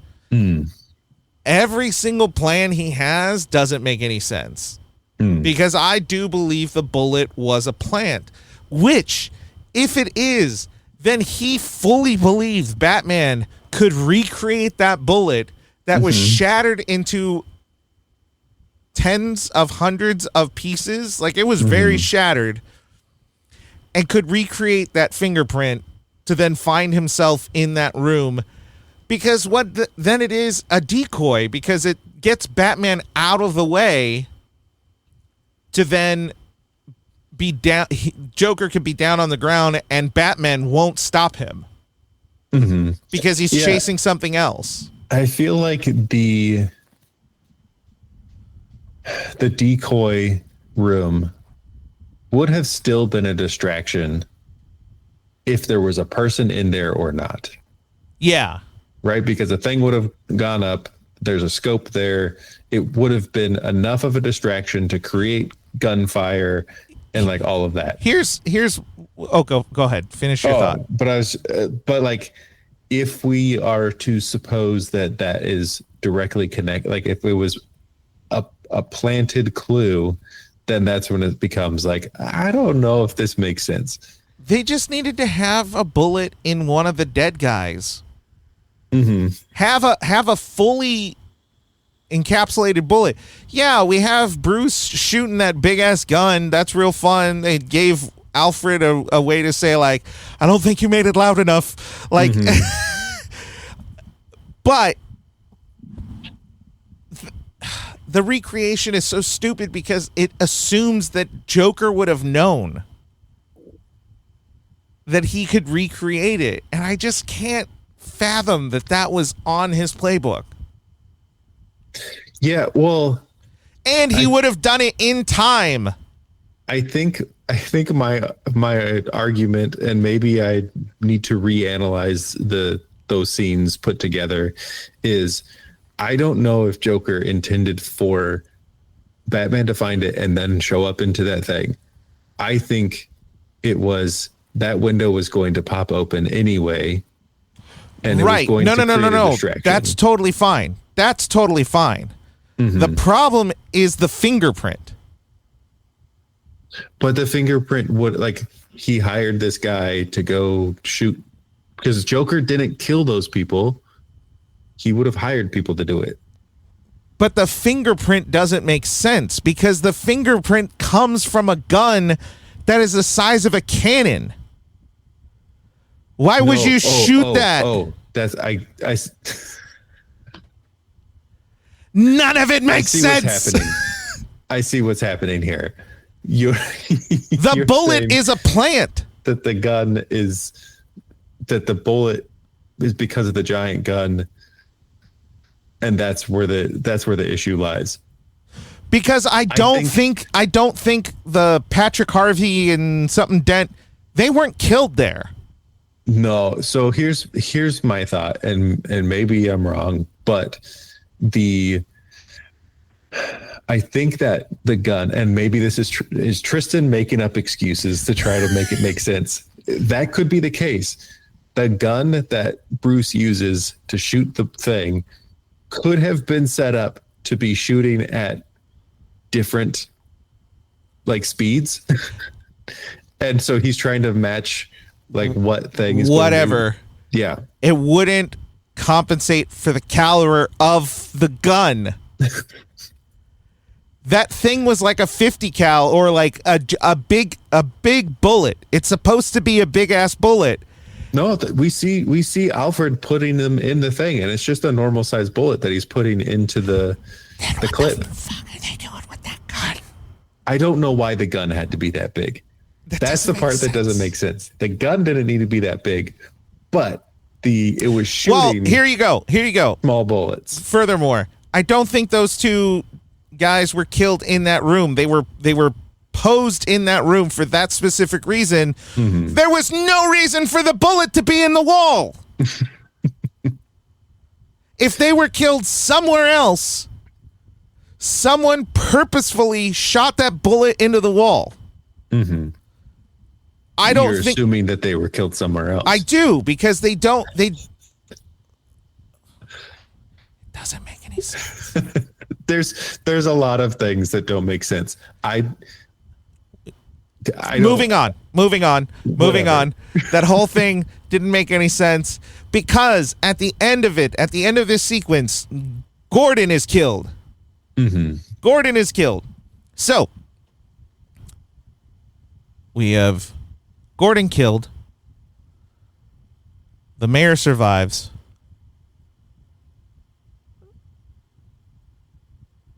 Do you think that Joker meant for one of his guys to get caught, or it was just the mishap of the chaos? He gets shot in the leg. Mm-hmm. You know, I don't know. I don't know what is planned and what is not. Mm-hmm. Because all of it, when you get to a point where it feels too implausible for something to be planned, then there's a twist and it's like, I knew this all along. Mm-hmm. You know, so it's kind of, I don't know. Anyway, so Gordon shot. Batman from that event was going to unmask. That part makes no sense. Him going to Barbara Gordon because she's named Barbara, and then she has a daughter, and they don't ever say her name, but her name would also be Barbara Gordon. Barbara Jr. Yeah. And I think, isn't Jim's son Jim? His son's name is James, yes. James. So we got Junior and Junior. Yeah. Jim Gordon, Barbara Gordon. What a confusing household. Confusing at all. They could have not done that. They could have given her a different name just to be like, hey, you know what? Anyway, so that whole scene where Batman is just like perched and she's like, this is your fault. You did this to us. You did this. And then he goes, oh, like there's no sound. I will admit there's no sound, but in this audio medium, I feel like you heard me say that and you knew exactly what motion that happens. But he like looks down all sad. I don't understand that. I don't understand that for a second. Moving on. We then have Harvey taking the blame as Batman. And then Joker knew that they were going to be transferring him to county. And I don't know if he knew it was, in fact, Harvey was not the real Batman. But the ending makes it seem as though he knew. Mm-hmm. And then Batman intervenes. They fight. Batman wins, but also loses. Gordon reveals to be alive still. Joker gets arrested. He is now in the city jail. And all of this being a plot, he did it to get arrested, which that makes no sense. None of that makes sense because there are so many factors involved. He had a garbage truck driver. He had the semi truck, and to plan all of that stuff within like a few hours, to then say, "Oh, I need to get caught," and then to specifically know that his crony was going to get arrested and put in the jail cell that he needed him to be put in. Mm-hmm. I guess you could say because he had Ramirez and Wirtz. Mm-hmm. Maybe that's how he got it in, but I didn't really see them in the jail. I saw the other cops. So it's still a coin flip. It's still a coin flip. Whether he had someone or not, it's still... Oh, son of a bitch. And I didn't realize I said that. And then, so he wanted to get arrested so he could blow up the jail to then take out Lau, but it doesn't make sense for how gung-ho he was to attack. Like, he was trying to kill whoever was in that, whether he thought it was really Batman or if he just thought it was Harvey dead. He was going to kill him. He was banking that it wasn't Batman. Mm-hmm. But then he says, too, like, he's like, I thought Harvey was Batman until you jumped, you know. And then from there, once he said that, you're like, so were you making that plan after that meeting? Which makes it make even less sense. So, he does that. Then he escapes. He's Lau. He kills Lau. He kills all the mobsters. He does the boat thing. The boat thing for him kind of makes sense. Mm-hmm. But the Batman solution to it doesn't make any sense at all. And I say that because there's no point in this movie where we see Gotham being wholesome. Mm-hmm. We don't see Gotham struggling with it. We don't see any of that. The only time we ever see Gotham struggling with Joker is the Batman press conference when Batman's supposed to unmask. That's the only time people were like, oh, the Joker killing people. No more people. No more dead cops. Mm-hmm. That guy yelling real loud. Yeah.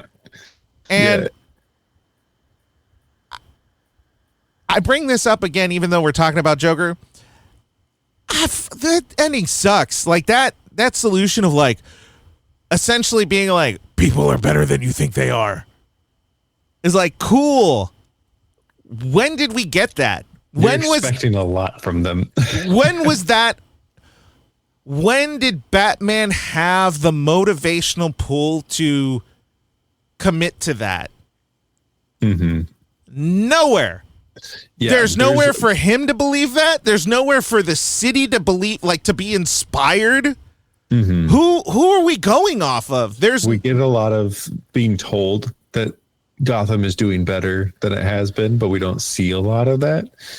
We don't see that the people are feeling better. We see people trying to be Batman, which is like, okay, there's a little bit of hope, I guess, that they can fight against, but it's not showing. But even then, an actual. Oh God, that part annoyed the hell out of me too, because we're not seeing it as they want to do good stuff. It's they look like they're getting their kicks off of being violent.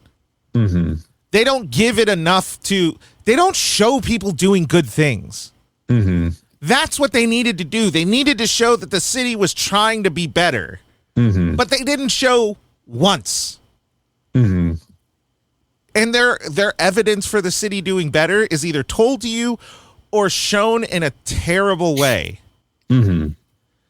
You know what I mean? Like the idea of the city is doing better morals from, if we're supposed to infer any of that from the Batman press conference, the city just feels desperate. Yeah. It feels as desperate as it was before. Mm-hmm. They also got like the worst people to talk. The city is worse than it was before. Like some of the people they talk, I was like, man, you shouldn't open your mouth. You sound weird. Anyway, I just don't believe it. And so there's that. So that's a Batman thing that doesn't make sense. Mm-hmm. Ultimately, Joker is thwarted through this thing that doesn't make sense. But then he has a backup plan of Harvey Dent. And that also doesn't make sense because he was banking on him failing. Mm-hmm. He was banking on himself failing. Or like, it's in his pocket of this thing. But in reality, that was his ace.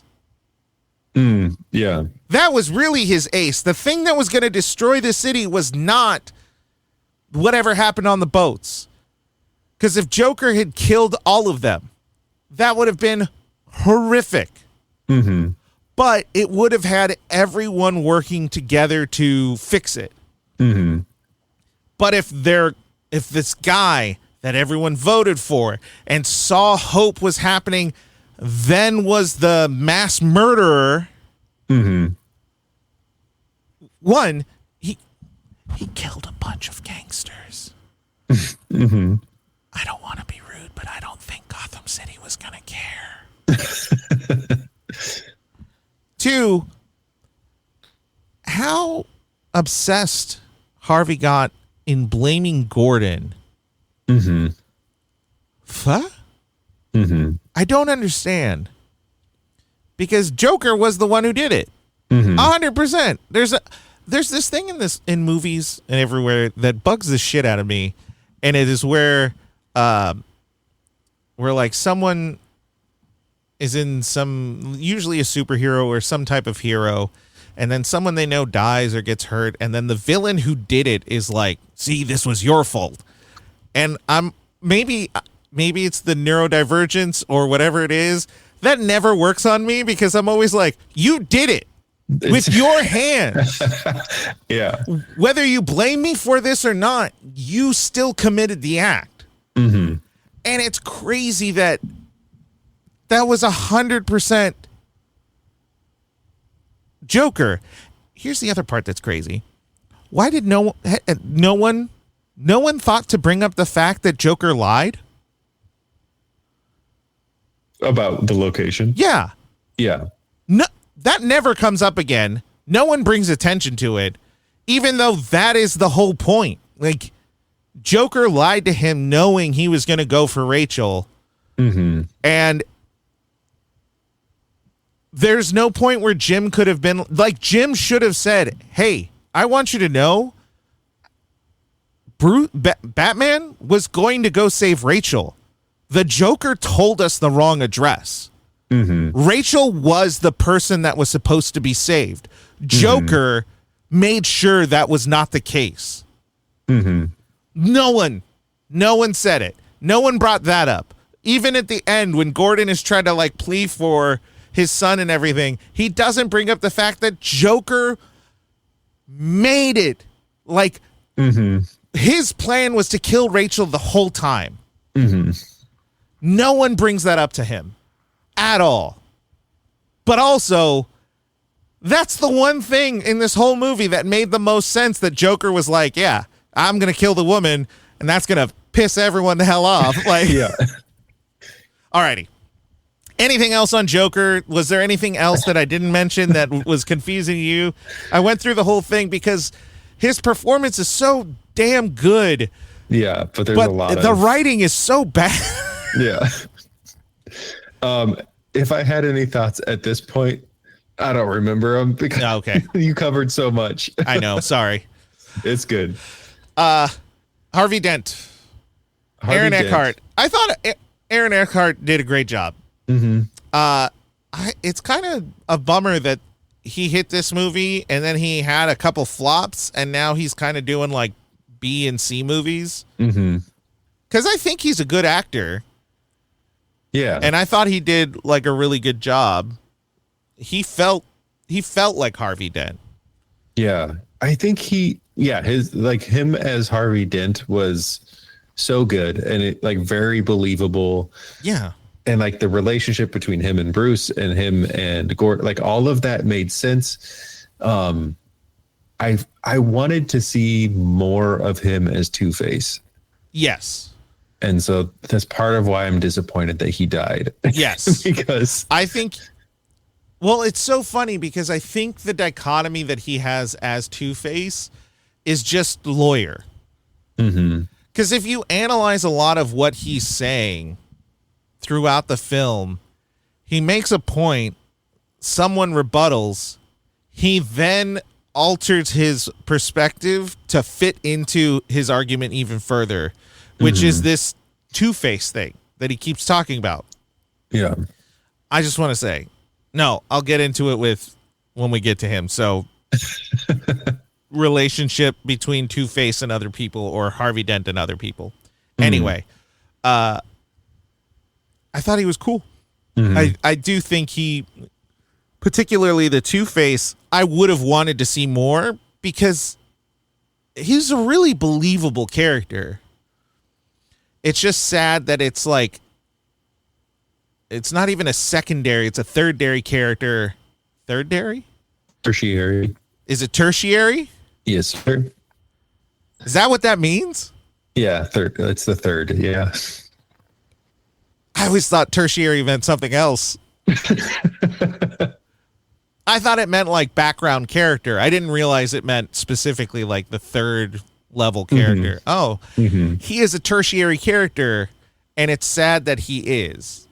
Because I think he could have he should have been a secondary character, but this movie's so filled with characters that it's kind of hard to give him that time, because the mob people were a character in themselves. I sounded drunk there for a second. But yeah, so I liked him. What do you got? You got anything? Nothing else. I think he was good, and I think he was underutilized. To sum up what you said. Agreed. Alfred. He was still very Alfred. He was still very Alfred. He still has his funny quips and calling Bruce on his shit. But like I said in the recap, 180. Yeah. How much a year has done to him? Less than a year, and he's like, I'm 100% behind you, Bruce, and you should keep doing it. freaking nuts. It doesn't make any sense because a year ago, less than a year ago, some time ago, he was very much like, you need to cut this out. You're going to die. And now he's like, you're going to die if you don't keep this up. He's also I don't understand some of the conversations they have, because when he's looking at the bruises and he says, know your limits, but then he later is basically saying Batman has no limits, because Bruce says that Batman has no limits, and if he does, I can't know them. And then Alfred's basically like, that, I don't remember if he says it specifically, but he's essentially inferring like, that's a really good way to die. Like that's a guaranteed way to kill yourself. Yeah. And then at the end of the movie, he's saying, you know, Batman has to endure this. So you have to just keep going. Like you have to be something more. My thought is Alfred is still on the side of, hey, I would really love for you to not be doing this anymore. But he's also seeing the effect that Batman is having on the city in a positive way. And when Batman Bruce is at his lowest point, he had just lost Rachel. He had like Harvey is in the hospital. Like he's at his lowest point, and he needs Alfred to come in and say, Batman is the only person that can do anything right now. Right. And so it's supposed to inspire him to keep going when Bruce is at a point of, I give up. And I don't know if this is true or not, or if I am heartless for thinking this. I think him keeping Rachel's letter away from him does the opposite. I don't think it's an effective motivation for Bruce to continue as Batman with the idea that Rachel was going to choose me. I think the idea that Rachel was in fact going to choose Harvey is more motivation of the thing that I was pulling away from Batman is not there. Not just because she died, but because it wasn't there. And that's, you know, that feels like more motivation to keep going, to honor her wishes, because it kind of lessens the weight of her death if we're then saying he has to stay Batman. And he's thinking she was going to leave Harvey for me because I was going to leave Batman. And now it's, she died, so I must continue being Batman. What? I don't know. That doesn't make any sense. But I bring that up not because of that part not making sense, but then it doesn't make sense as necessarily makes sense as something that Alfred chooses to do. Do you get what I mean? It could, if he, because he burns the letter. If he had saved it to give it to him at another time, where it's like, hey, you weren't in a place where you could read this, but you are now. Then maybe it could have been fine, but he burned it. But he just completely burns it. Yeah. So that's just one of those things where I'm like, it doesn't make sense for everything we're doing here. Anyway, anything else for Alfred? No. Alrighty. Rachel. Maggie Gyllenhaal, who, great actor. She did awesome. I hate how they wrote her. Her position in the movie. Her lines were fine, but her positions in the movie, awful, because they turned her into a damsel in distress and just the eye of the love triangle. Like, what she says to Alfred doesn't make any sense. When she's like, you're right, he did nothing. He's not a hero. I don't understand that. Yeah. I don't understand that as a response. Mm-hmm. They could have just skipped that. Yeah. Now, here's my thing. Here's my thing, truly. Rachel should not have been in this movie. Mm. They should have written her in as Harvey's wife. Mm. Then you still could have had like a whole lot of things. Maybe you did something different with the bomb thing, whatever it might be. You could have made Batman the reason she died. Mm-hmm. And then Harvey is injured from it. Same outcome. Right. Maybe you build it a little differently. Same outcome. The thing that weakens this movie so much story-wise is the love triangle. Yeah. An unnecessary. None of that needs to be in here. None of it whatsoever. Just at all. Because it really skews Batman's, like, what he's doing and why he's doing it. It makes Bruce look kind of like a dick. Like, he's choosing his own feelings, his own whatever over everyone else. After the first movie, he spent all this time saying he has no space for this. Mm-hmm. Like, he shuns the world for Batman, to be Batman. And then this whole movie, he's just chasing after a love life that he can't have. Mm-hmm. Like, he can't have it. And I don't even know how he believes he has it. He just looks like an idiot. Yeah. Because she says, he asks, you said you were waiting for me. Did you mean it? And she said, yes. She meant it then. Mm-hmm. That doesn't mean she feels the same. Mm-hmm.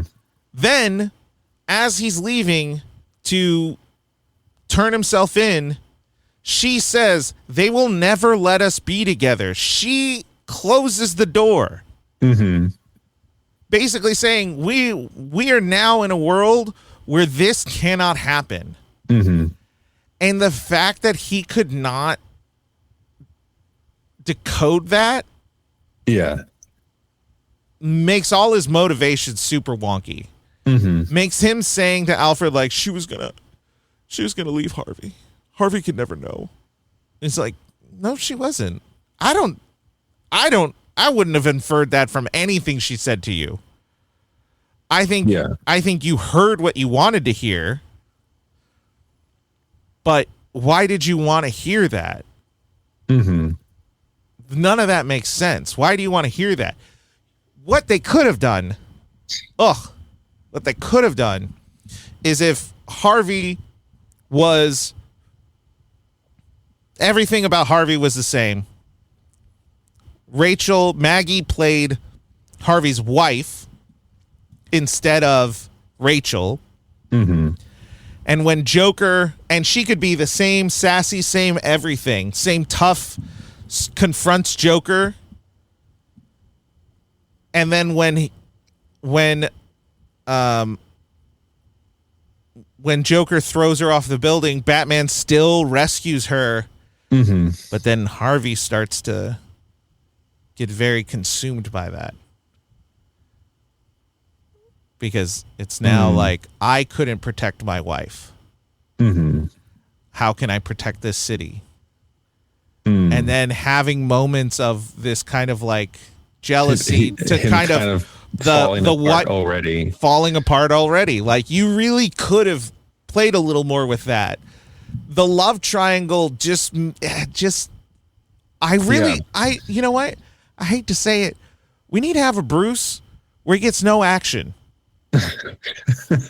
We really need it because there's a lot of Batman comics. There's hundreds.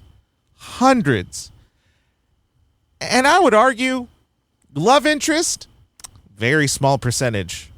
There's small percentage of comics. There's a lot of comics where he doesn't care about having a relationship because his relationship is with Gotham. Like his life is dedicated to Gotham to the point where the people of the Bat family, the Robins, the Batgirl, the different Superman, Wonder Woman, all of these people who are intertwined within this Batman world are encouraging him out to go out and live a life, to not just be Batman. We kind of need a movie where he's just Batman, where he has no, like, I'm not saying, you know, he's trying to be celibate in any way, shape, or form.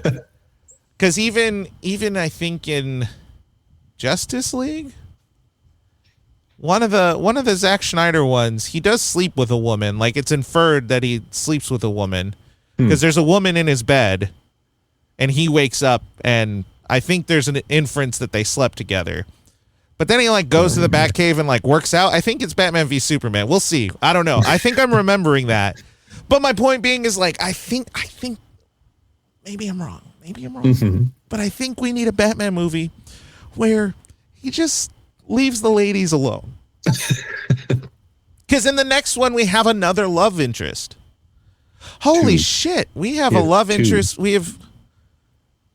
Why does Batman have a love interest so much? Stop having love interests. Even the Batman, there's one. There's the weird... even in this Snyderverse, there's the weird relationship between Wonder Woman and Batman that's kind of like, will they, won't they? I feel like the Batman and Robin is the only one where we only kind of got one. Where the love interest isn't the main plot. It's just kind of there. Yeah. And it is fine. Used as a thing, and that was fine. But the movie was so bad that now let's have a good Batman movie where that's the case. Where that happens. You know? Yeah.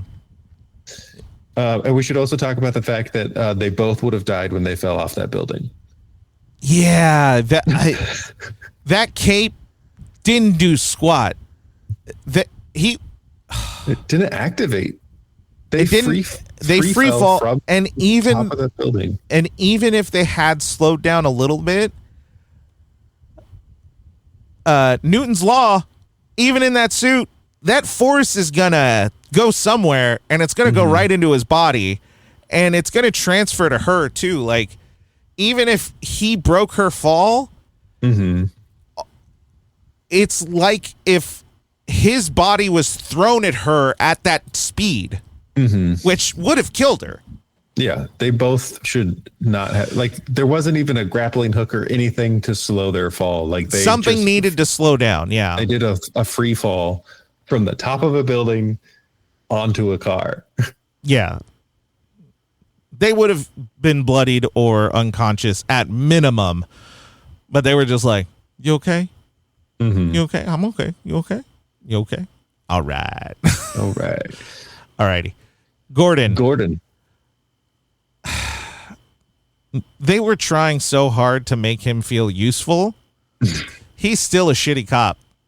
He is awful. And I say that because he knows Wirtz and Ramirez are bad. And that whole spiel of like, he was talking to Harvey and he was like, you know, I don't get to play politics and I don't get to choose, you know, what side. I have to get whatever I'm dealt. It's like, no, mess with what I'm dealt. No, you don't. You do not. You do not. Because you're working with fucking Batman. So you're not doing it. Like he is the catalyst for Batman and the GCPD. And everyone knows it's him. So the idea of one, he is inept at his job because he is the catalyst for Batman, and yet his team is the corruption. So not even the risk. One, Batman should have known all that. If Batman was Batman, he would have known that. The idea that Batman didn't know that both of them were crooked, bonkers. Absolutely bonkers. Two, the fact that Gordon was just like, it's the cards I'm dealt. You know, it's the cards I'm dealt. Doesn't... bad. Bad. I think if it was something where it was like, he has that team and they have that argument and he's like, I just started this department and I needed a team, and like I'm trying to get better people in here, but it's like it's the only people that's available. Then it's like, okay, you've been here for a month and you're just left with scraps right now. The problem is that it's Wirtz and Ramirez.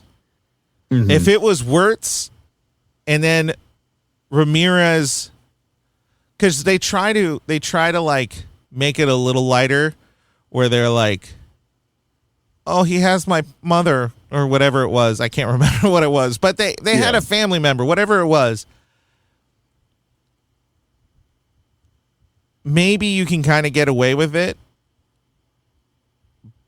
But then Two-Face, Dent was saying that he was investigating Ramirez for a while. Mm-hmm. You could do whatever you want to her then. Yeah. And it kind of doesn't make her look good either way. Mm-hmm. You could have said the Joker killed my parents and I had to do this. It's like, yeah, but then what about all the other stuff? Yeah. So a lot of things. Yeah. So, and Gordon his rise to commissioner is supposed to feel like this moment of he earned it. Mm-hmm. And it is truly wrong person, right time. Mm-hmm. Yeah, it definitely feels like, I think if he came from the perspective that was less defending his team. Right. He's doing the same thing he did before where he's like, I'm no rat. It's but in this one, he's like, he's defending the fact that he's using these people, which is kind of, it's a strange choice. And also, like, who was the person that was in line to become commissioner for however long? And they were like, yes, like, I'm going to become commissioner. And then Gordon comes back to life. And then he's like, oh, dang it. Oh, rats. Because there would be like a deputy commissioner, wouldn't there? Something, yeah. That's crazy. It's crazy. Like, all of that didn't really make a whole lot of sense. He had the idea of him, I think the idea of him working with Batman and achieving everything with Batman makes him becoming commissioner not good. Mm-hmm. Because he's not doing it legally. Mm-hmm. There's a lot of stuff that they're like, oh yes, now we can do this because blah blah blah blah blah. And what the hell was Commissioner Loeb doing? Legally, you can't do anything. He knew the bat signal was there. He knew that Gordon was working with. He knew, and yet he was just like, oh well, drinking his whiskey. Oh well, you know. Oh well. I think that was kind of the main thing. The mobsters were fine. The mobsters were very mobby. They were very. Again, Gamble didn't make any sense. I think the name Falcone was pronounced both Falcone and Falcone in this movie. Oh, really? I did not catch that. I have to look at the court case or the court scene again, but I think they said it both ways. And I was like, I have no idea how to pronounce this name. I think it's spelled Falcone. Mm-hmm. I feel like it's been interpreted every other way, but I always remembered it as like Falcone because in the comics or in something when that mobster was, because I think, I might be wrong, but I think he was first introduced in The Long Halloween, Jeff Loeb. And there was the war, like the war kind of thing between Falcone and Maroni. And I think it was Falcone and Maroni, because the Maroni's with an I and the Falcone is with an E. With an E, yeah. I don't know, man. I'm not Italian. I don't know these. Yeah, I don't even know if they're like real names. In the last episode, I said it wrong the entire time, but who knows? Anyway, Lucius was Lucius. Here we go. There's only character we still need to talk about because it was a major plot point, and I thought it was such a stupid fucking plot point. Reese? Why? Yeah. Why even have that? Don't have that. Mm-hmm. Although for Batman Begins, you were saying, how is nobody calling it out and being like, hey, isn't that the thing that we made? That's and their then way that finally happens. Yeah, but it just doesn't fit. It doesn't fit. It doesn't. They're trying to pack everything into this movie, and then also, a subplot. This Wayne Tech guy, accountant, has found the jackpot. And I guess it was just their way of giving him the line of being like, you're telling me that you're going to threaten the richest, most powerful man in the world because you think he's the guy who is like ostensibly the most violent person in the world. Yeah. It was like, oh. Right. And I think the plot point was also I think Joker as a character doesn't give a rat's ass who Batman is. Mm-mm. And I think they took too long to make the idea of Batman unmasking doesn't fit the ethos of Joker. Mm-hmm. This rendition or any really iteration of Joker. I personally don't think. So the fact that was a big plot point, and then, Reese is like, I know who he is, and then Joker threatens Reese. Yeah, because he didn't actually want that to. Right. I think happen. That was the truth about it all. I think he never cared. But they put a lot of emphasis in making it seem as though he did. Mm-hmm. And so it kind of. Yeah, well, because at the end he's like, I never wanted you to die. Like he has that whole conversation with Batman of like and then something that I remembered was the quote where Joker says that Gotham deserves a better kind of criminal. I think that's his motivation. You were mentioning that before of he's not the chaos, he is trying to create a better criminal. Yeah. So I just wanted to point that out. Yeah. Yep. That's all. Those are kind of the only real important ones. Mike had a lot of feelings about this one. Yeah, because I really like this movie, but when you break it down, it's kind of a stupid movie. There's just there's like, wait, how and why and where and.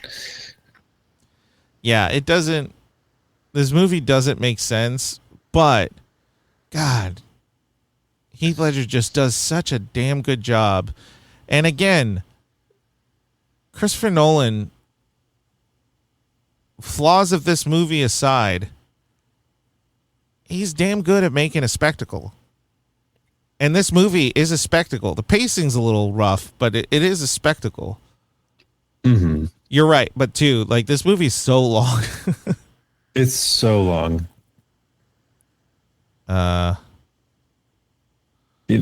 It's crazy to me that I'm looking at the quotes, and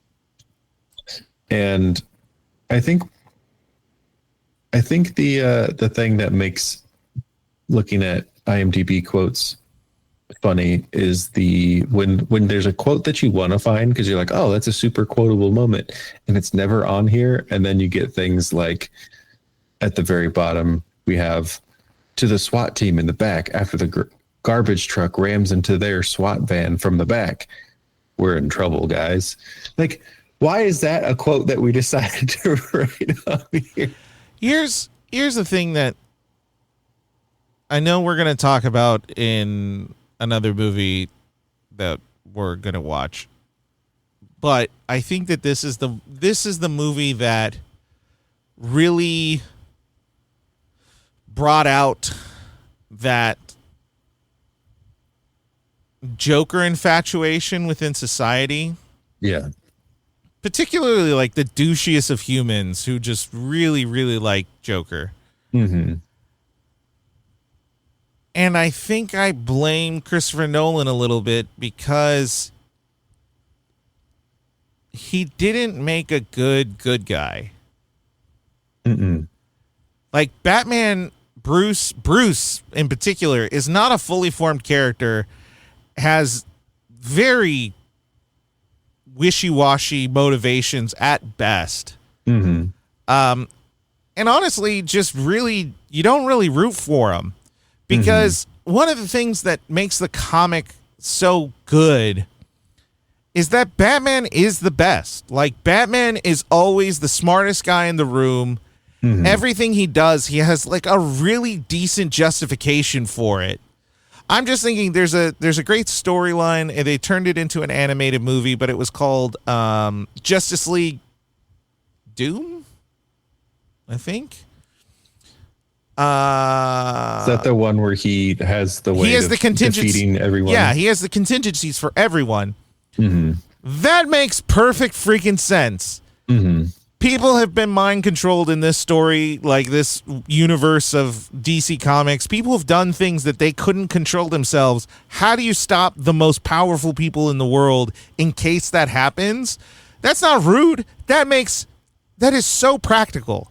That is so practical to have a contingency for everyone. And he wasn't doing it because he was like, I fucking hate these people. I hope they die. He's like, what if Superman gets mind controlled?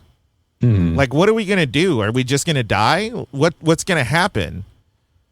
What if the fastest man alive, who can literally manipulate time, just decides to be bad? It makes sense.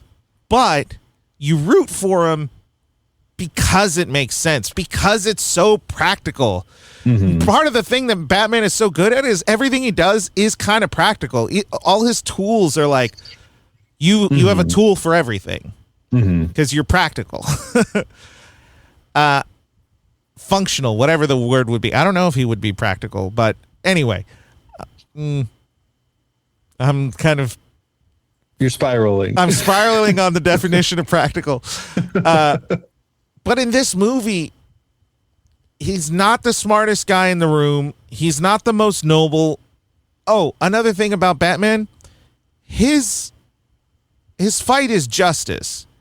Yes, there are plot holes within his story a lot of the times, especially in movies where you have the richest man in the world and he chooses to find justice by dressing up like a bat and beating up criminals.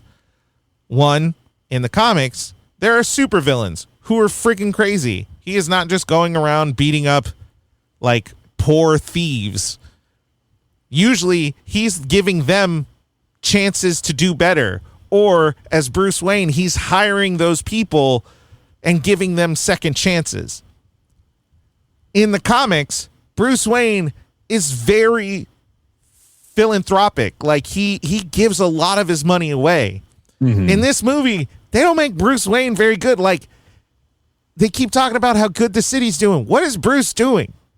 Yeah. Bruce should be the focal point of that good things. He should be bringing back a lot of the stuff his dad did. But Bruce sucks in this movie. Batman sucks in this movie. And so you have just an incredible performance from Heath Ledger, and everyone globs onto it because no one's rooting for Batman in this movie. Batman fucking turns into... It's 2008 when this is written, which is 2007. The Patriot Act was only a few years before that. He freaking George Bush's the solution. He Patriot Acts Gotham City, and we're supposed to be cool with him. He doesn't have a good justification for it. His desperation doesn't make any sense. Like, he's not a good guy. Thus, making Joker the most endearing character, even though he sucks. Like, he's a bad guy. Yeah. But he is the most endearing because the performance is so good. It's awe-inspiring how good the performance is. And the cultural domino effect after that I think has actually been kind of bad. Yeah, there's a lot of cultural stuff around this movie that it kind of makes it harder to watch. Like there's just a lot. I think with Heath Ledger's death, with the shooting that happened, the opening night, yeah, and the way that people have responded to the Joker. Yeah, they've missed the point. Yeah, because no one ever talks about like the whole Agent of Chaos thing. How many times I've heard people like praise that almost, and the reality of he was lying. He was lying. He said it to manipulate. He is a liar. He is a pathological liar. He is not a good guy. He doesn't. The reality is this movie wrote poorly to make him seem like he had plans. But the reality is his only motivation, his only real plan was to be that classic criminal. Because he's supposed to be the opposite. It's the hero we deserve, not the hero. Also, that line doesn't make any fucking sense. If you deserve it, that's what you needed. Like, I don't know. the hero that you need versus the hero that you deserve. What's the difference? Because Harvey is the hero that Gotham needs. Is it? A man with a face who is like the White Knight version of Harvey is what Gotham needs. Then why do they deserve Batman? They deserve Batman. Because that's what they deserve. That's what they get. That's what they get. Batman's not what they need. But it is. That's the problem. They do need Batman. They absolutely do need Batman. Gordon needs Batman. Yeah. Gotham City needs Batman because their criminal underbelly is so just involved in the city that they genuinely, also it's fictional, so like it is far greater than anything we have right now. This kind of criminality would be happening in like an authoritarian state, not like a city in America. Even though America's in shambles right now, I don't think this kind of criminal stuff would be able to happen. Maybe in 4 years, I don't know. But my point in saying that is we're at a point where the criminal aspect of this city is so far gone to a fictional level that they need something so extreme to guide them back. And the only thing I can think of is the idea of Batman. Because the whole point in him accepting the role is taking those things that they can't handle. Gotham City can't handle, so we're going to put them onto the idea of Batman and move on from there.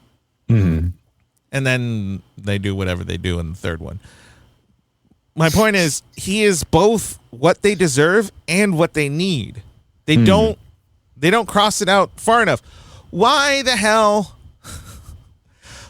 do they need the White Knight if they deserve the shit of Batman? Like, that's the part I don't get. Like,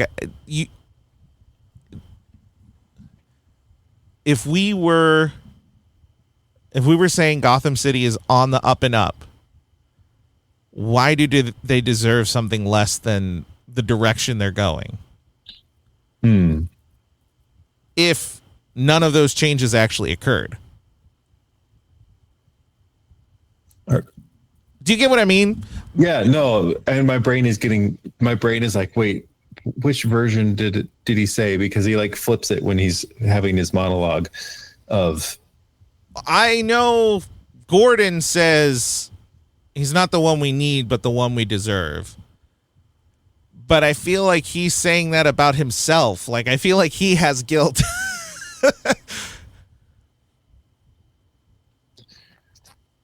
But it doesn't because he's okay. But sorry, Batman sets him up, doesn't he? What is Batman the one who says that first? I don't remember. They say it a few times, right? The lines get said a lot. Okay. Why is he running? He didn't do anything wrong because he's the hero that Gotham deserves, but not the one it needs right now. So But that's exactly what they need. They need. No. It does make sense. It does make sense in this moment because Gotham needs to still have hope that was coming through Harvey. Right. No, they need Jesus. They need Jesus. No, but I mean, they need someone to supplicate and take the sin of the city. Mm-hmm. That is Batman. Mm-hmm.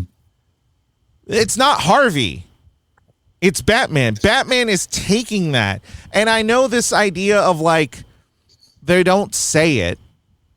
They just blame Batman and then everyone hides it or whatever. Mm-hmm.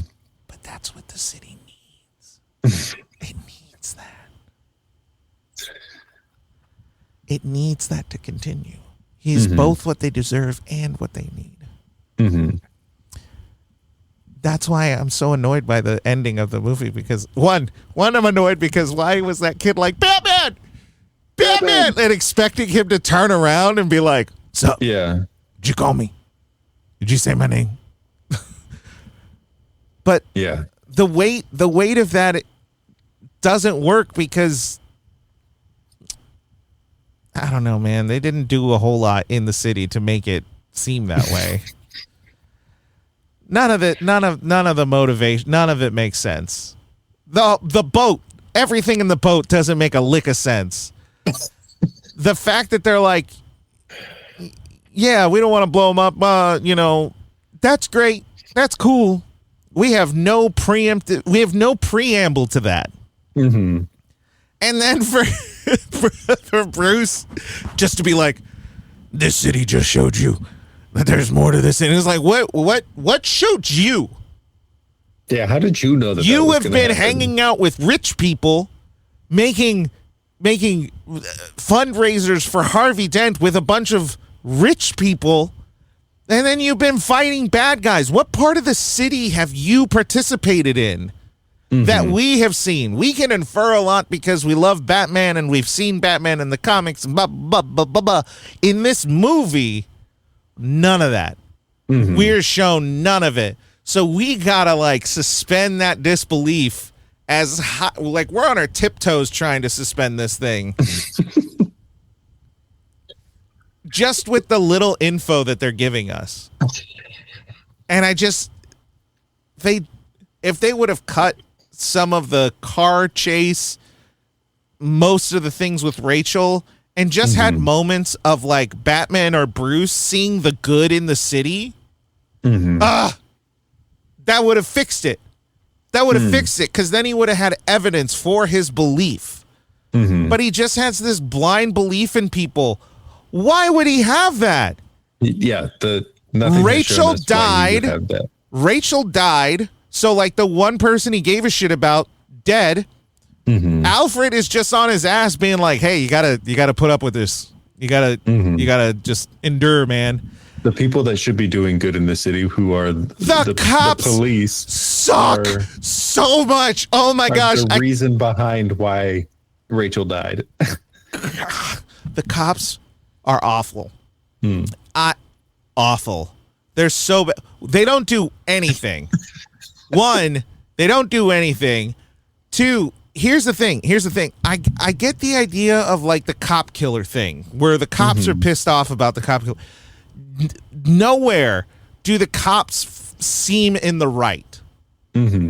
Because GCPD is supposed to be this like hotbed of corruption. So they're just killing corrupt cops. That's what we have. We don't have a sight of good cops. Right. So the whole line of like the guy yelling like, no more dead cops. It's like, you're a movie. You're a fictional place. Make good cops. They all suck anyway. They all suck. Why do we care? We don't, because they all suck. And then every time they're on camera, they're doing something bad. Mm-hmm. It's unfathomable to have a whole movie where you're not a goddamn good guy is good in this movie. Mm-hmm. Oh my gosh, none of them. Because like Gordon's not great. Mm-hmm. Harvey has like, it feels like Rachel is the catalyst for him being good, but it seems like he's kind of a piece of shit otherwise. Mm-hmm. I mean, he starts going over the line even before he crosses the line immediately. But even so, when they have Gordon talk with him and he's like, what was my name back in the, the thing? Like there was something going on before we even saw him. Yeah. And then another reason why Gordon sucks is his little mumbly ass. Like every time someone confronts him just slightly with something that is relevant, they called him Two-Face. They had a nickname for him. And when Harvey kind of confronts him with that, he's like, I don't know anything about that. It's like, man up, dude. Excuse the term. I don't know how. My point being is like, take anymore. I know. I was like, maybe it's not. I don't know. Take responsibility. Be like, they called you this, and then his freaking people were corrupt. Never once does he apologize for that or learn from his mistakes. Mm-hmm. He sucks, and then all the other cops see him suck. Trying to hire new people. No, he could have had. And we're going to talk about it in the next one because there's Joseph Gordon-Levitt character, but they suck there too. So like, I don't know. Yeah. All right, I'm gonna help pull us out of this with a fun fact. Oh, good. When Joker is standing in the road saying, "Come on, do it, hit me," that's a reference to the first Joker. Oh, really? Because he says the same thing when Batman is coming with the Batwing, and he says, "Hit me." Yeah. And so I didn't realize that was a reference to that. When I first saw this movie. Yeah. But going back and watching the 89 Batman, I was like, oh, there's the connection. That's a fun reference. I feel like we could just keep recording forever and you could let this rant. Oh, I could. I'm getting angrier the worse we get. We're gonna go into the reviews.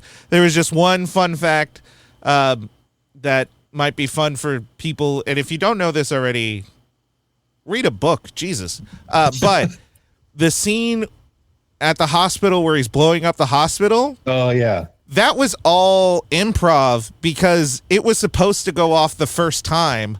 Mm-hmm. But because he's such a good actor, they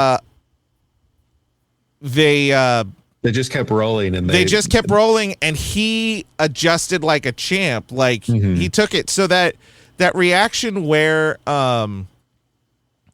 like the bomb goes off, he was actually reacting. Yeah. So him doing like duck, which might be a little out of character, but I think he did it really well. Like he was startled in character, so it was really good. Yeah. Anyway.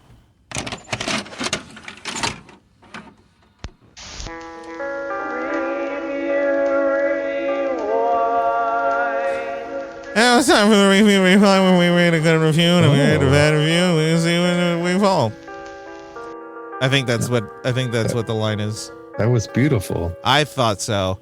Alrighty, so this movie is pretty well liked. Metacritic has it at 85%. Rotten Tomatoes has it at 94%. Rotten Tomato audience has it at 94%. This is one of the very few where the audience and the reviewers were kind of together on it. IMDb audience 9.1. Wowzers. Go for it. Variety gave it a 100, saying enthralling, an ambitious, full-bodied crime epic of gratifying scope and moral complexity. This is seriously brainy pop entertainment that satisfies every expectation raised by its hit predecessor and then some. And I think that's where we can really sit with Christopher Nolan is a great magician. Mm-hmm. Because that review, I think if you watch it once, perfect. Yeah. Agreed, fully.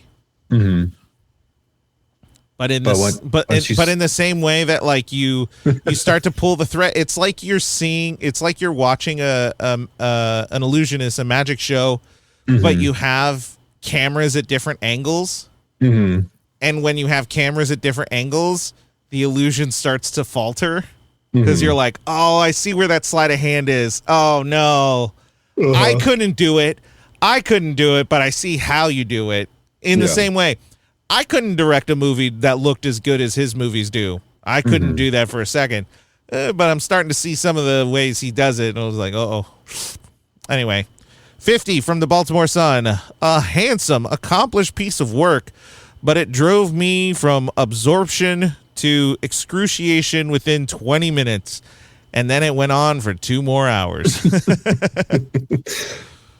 And then they still gave it a 50, which I'm impressed with. Yeah. I like that. A handsome, accomplished piece of work. That I agree with that fully. I don't think of excruciation. It's a long movie. Yeah. How long is it? It's 240? 220. Oh, it's not as long as I thought. Okay. 2 hours and 30 minutes. So 2.5 hours. It could be a tight 2:10. 2 hours, 10 minutes. Cut some of the fat off.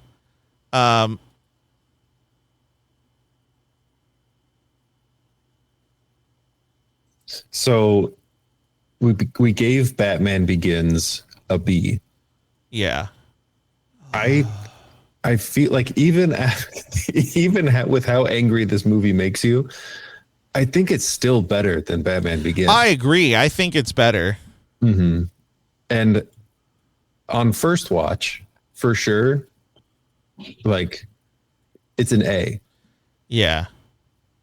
I think because it is a little bit long, because there are some things where it just like there are some from a big scope thing, there are some things that could make this better. From microscopic, putting it under a microscope, there are a lot of things that could make it better. I think probably B plus. I was going to go with B plus because I was thinking A minus because I do think it's better than Batman Begins.